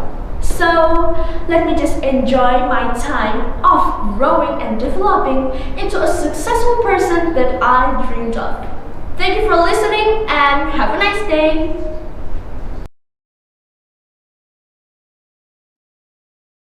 A great performance from Gabriel. Then we're going to listen comments from Miss I.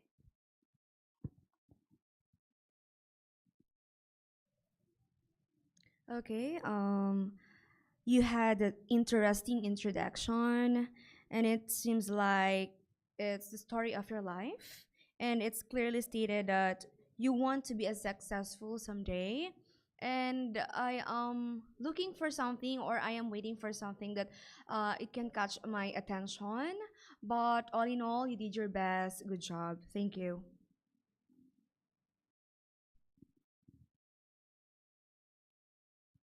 Thank you for the comments. The next contestant is Gabriela Marcelinatan.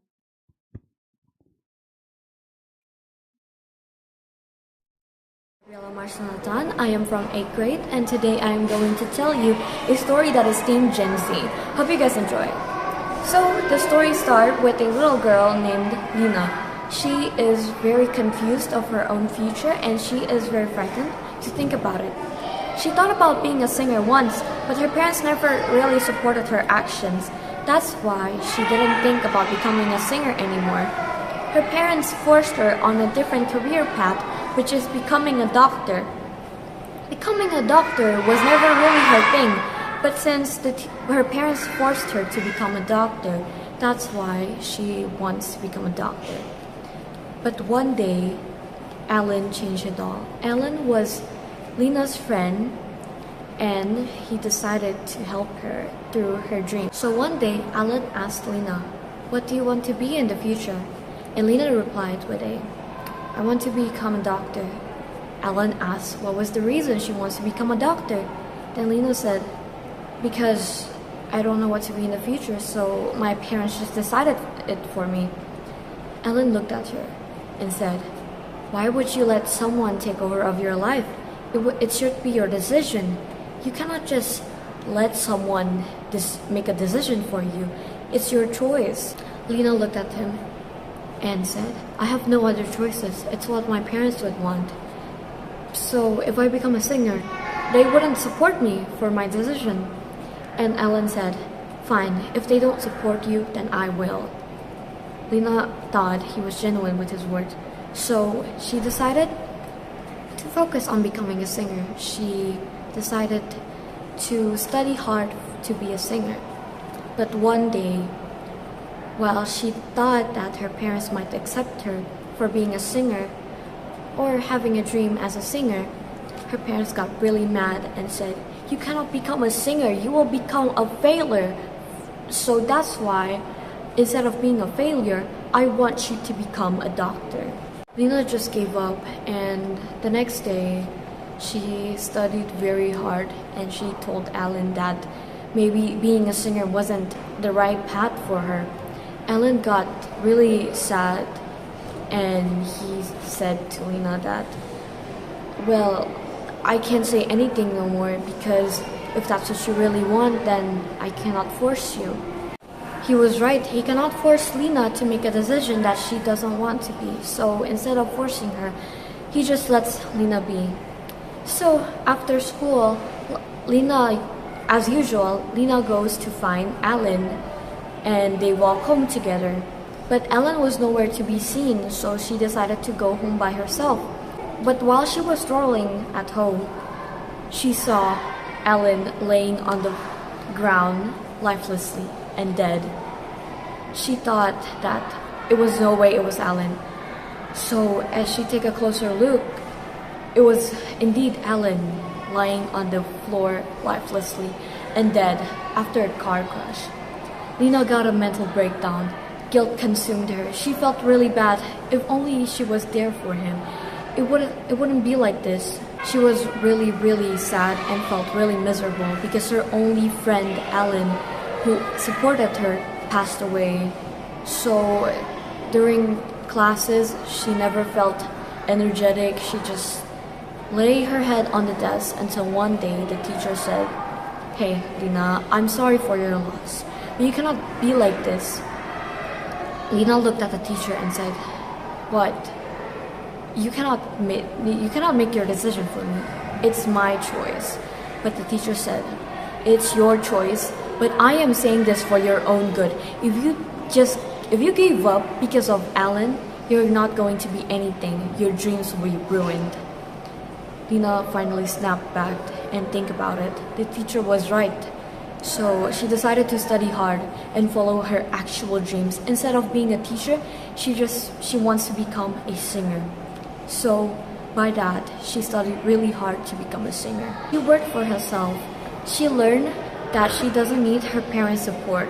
She knows she got everyone's support other than her parents. So she decided to focus on becoming a singer, and one day she did become a successful singer.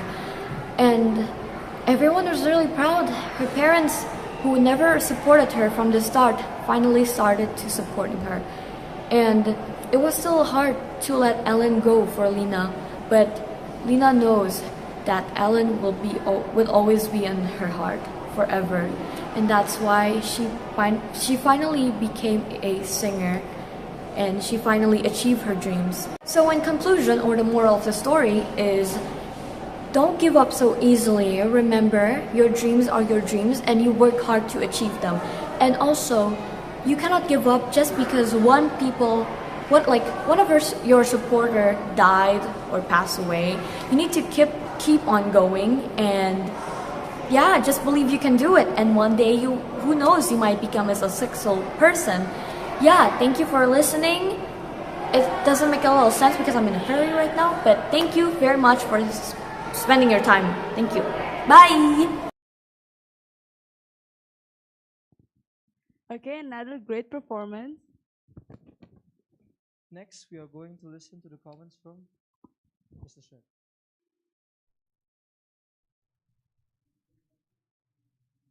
So I would like to start by saying I feel like you have great potential, and I've only managed to see the potential right at the end of your storytelling, because throughout your storytelling, it seems like you were reading because there was this one set tone.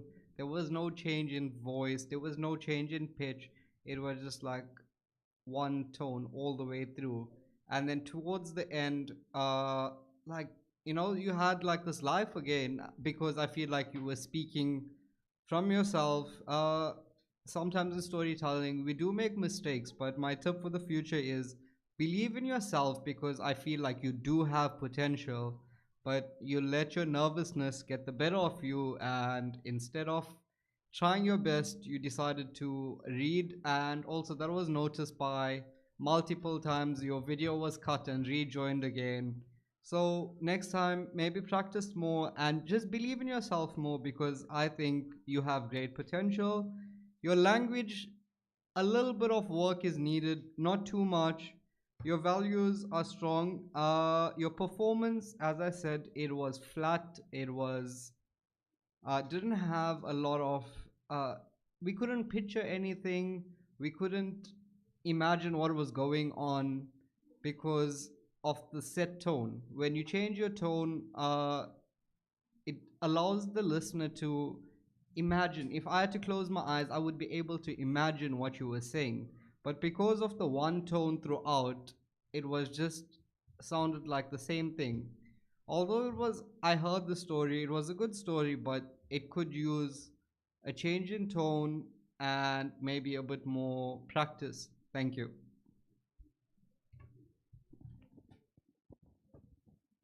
Thank you, Mr. Chef, for the comment. The next participant is Regina Stefia Tandayu.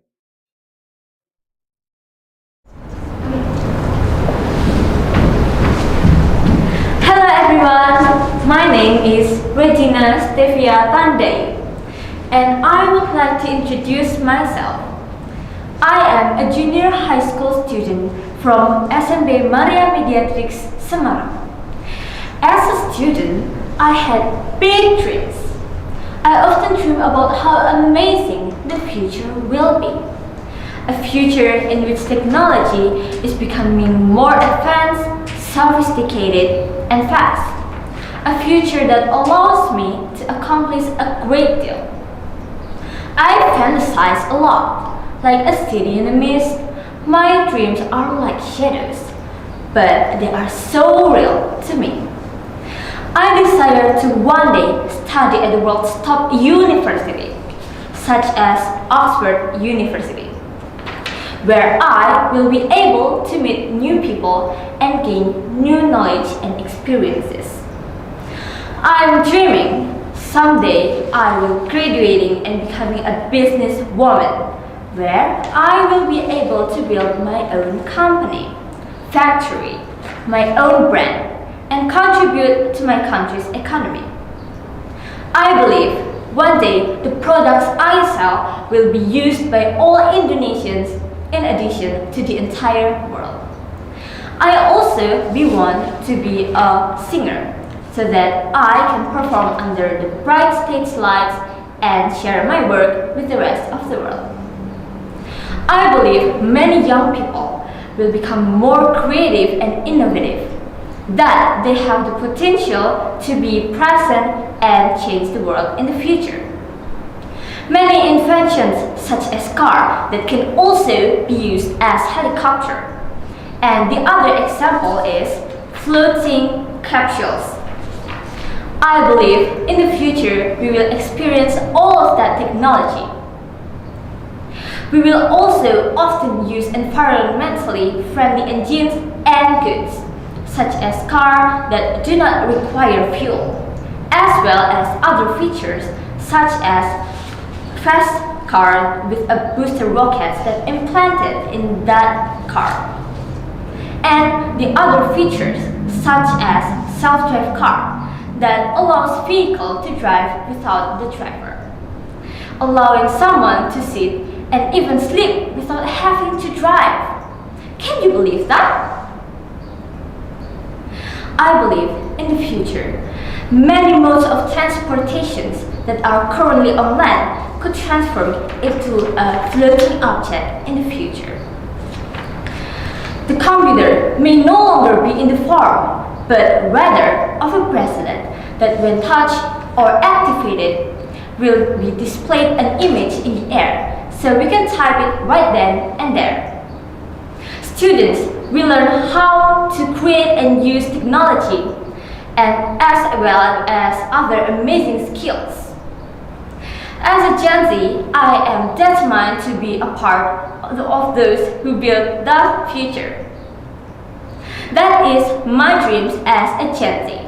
It is such an honor for me to tell you about my dream. 'Cause every night I lie in bed, the brightest colors fill my head. A million dreams are keeping me awake. I think of what the world could be, a vision of the one I see. A million dreams is all it's gonna take. A million dreams for the world we're gonna make. That's all from me, Stefia, and I will wait for you in the future. Goodbye!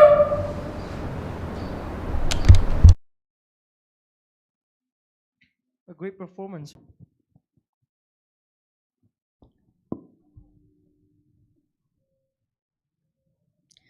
Okay, hello. So based from your story, you just focus in the future, you like a futuristic, and then it's good you use different hand gesture and different pictures for your story. You need to be careful in pronunciation. Let's say, for example, you pronounce the potential. So you have to be careful, okay? And you have a potential to be a good storyteller, but you need to practice more. Thank you so much.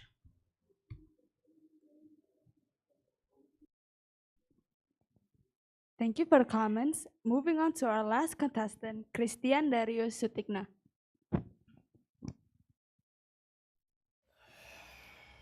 Hello everyone! First of all, let me introduce myself first. My name is Christian dari Sutikna. I'm also a Gen Z. Now let me introduce you to my friend Bob. Bob is also a Gen Z, like you and me. Bob also loves social media. He spent most of his days watching either YouTube videos or scrolling Instagram. He is more interested in his personal hobbies. Bob is really passionate about airplanes. He dreamt of being a pilot. Bob thinks that it is magical on how human-made metal tubes can fly and soar high above the air. It's really magical, isn't it? In the old days, it is considered impossible for a man to fly.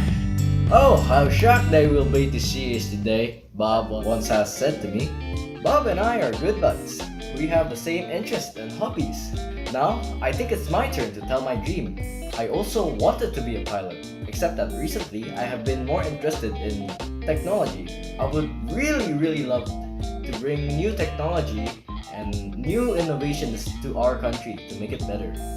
Because of that, I am thinking of studying electrical engineering or something like that. I don't know much about my dream occupation since there is not really a major occupation regarding the degree that I'm trying for.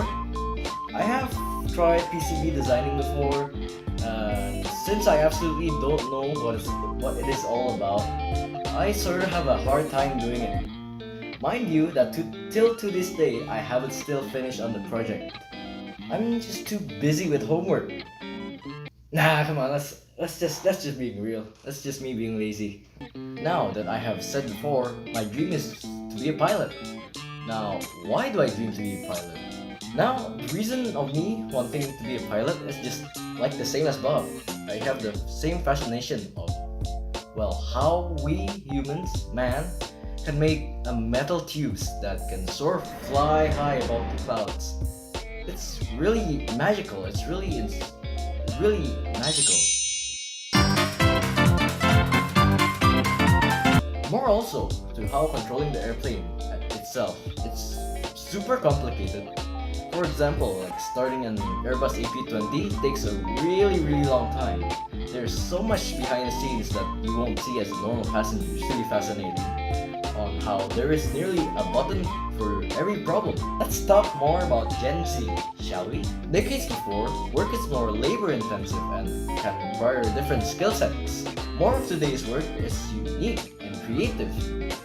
I believe that it is a good thing because anyone can be themselves for money. Doing what they love the most for a job, personally, I think that's a dream come true.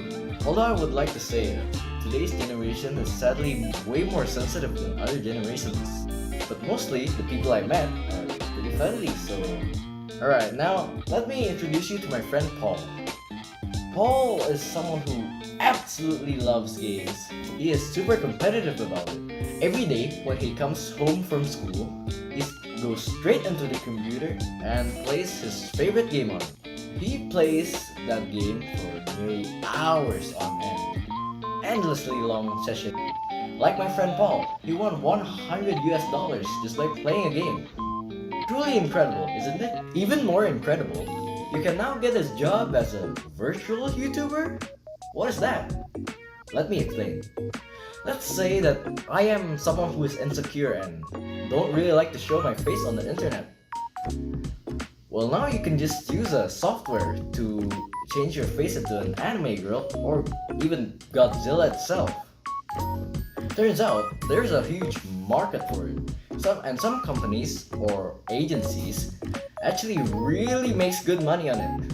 You think they are just small startup companies? No, they are not. They are making millions of dollars. They are pretty huge brand actually, known by quite many fans around the world. For example, they earn at least $700 to 1.7 million if they are really popular. Wow. Yeah, those are really high numbers indeed, huh? Also, don't ask how I know so much about this topic. Now, what are the values that we can learn? For me, the future is really bright for us creative individuals. Each job is becoming more unique each passing days. That's it for me. Thank you for watching and have a really great day.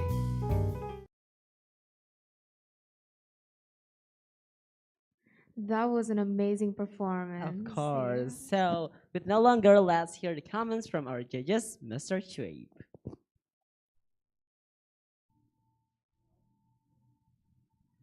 I would definitely agree that was a good performance. It was interesting. You knew what you were talking about. It was well researched. You spoke about different elements, which was also interesting.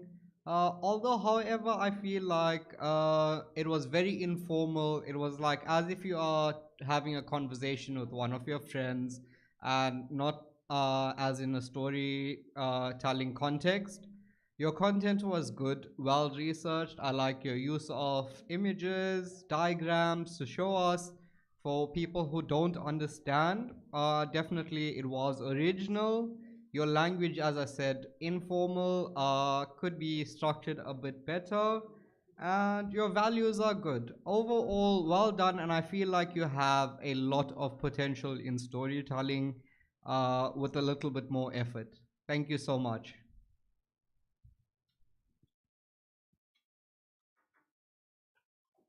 Okay, thank you, Mr. Shape, for the comments.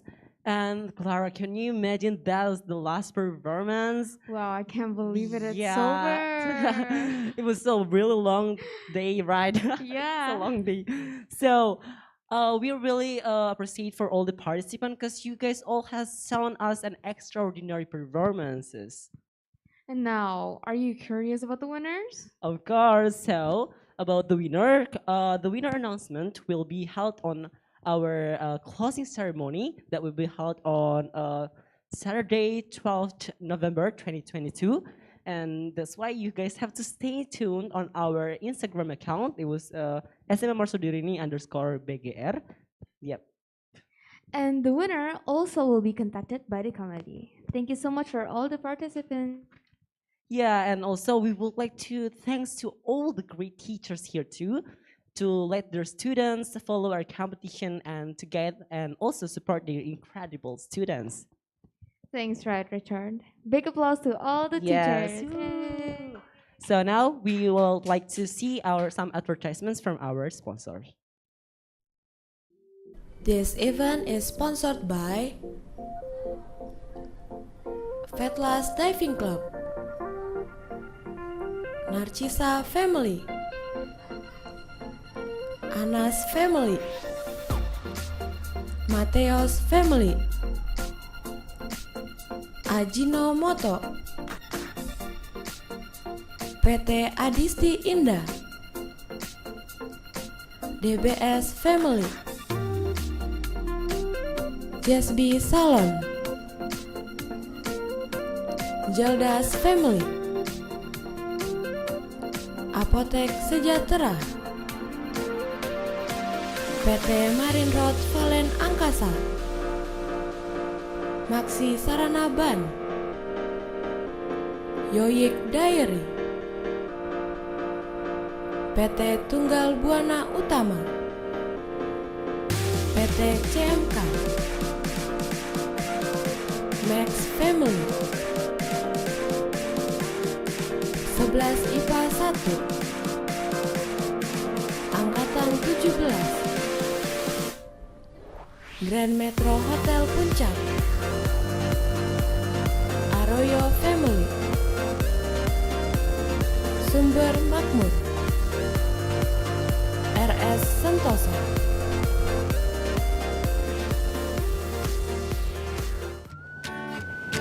I gotta find my way back to summer paradise. Sean Paul, simple plan. My heart is sinking as I'm lifting up above the clouds away from you. And I can't believe I'm leaving. Oh, I don't know what I'm gonna do.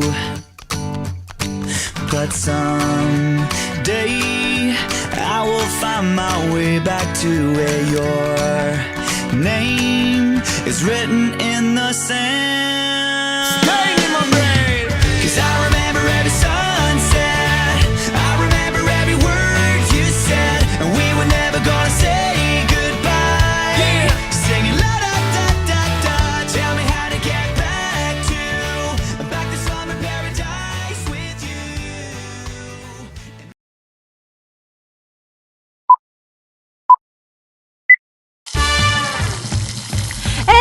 Cukup, kebanyakan tuh garamnya. Tahu nggak, dari 24% anak-anak usia 5-12 tahun sampai 5 dari 10 orang Indonesia konsumsi garamnya berlebih. Lebih dari 2 kali, harusnya hanya 5 gram per hari. Kita jadi rentan stroke, gagal ginjal, dan serangan jantung, penyebab kematian terbesar di Indonesia. Ayo mulai bijak garam.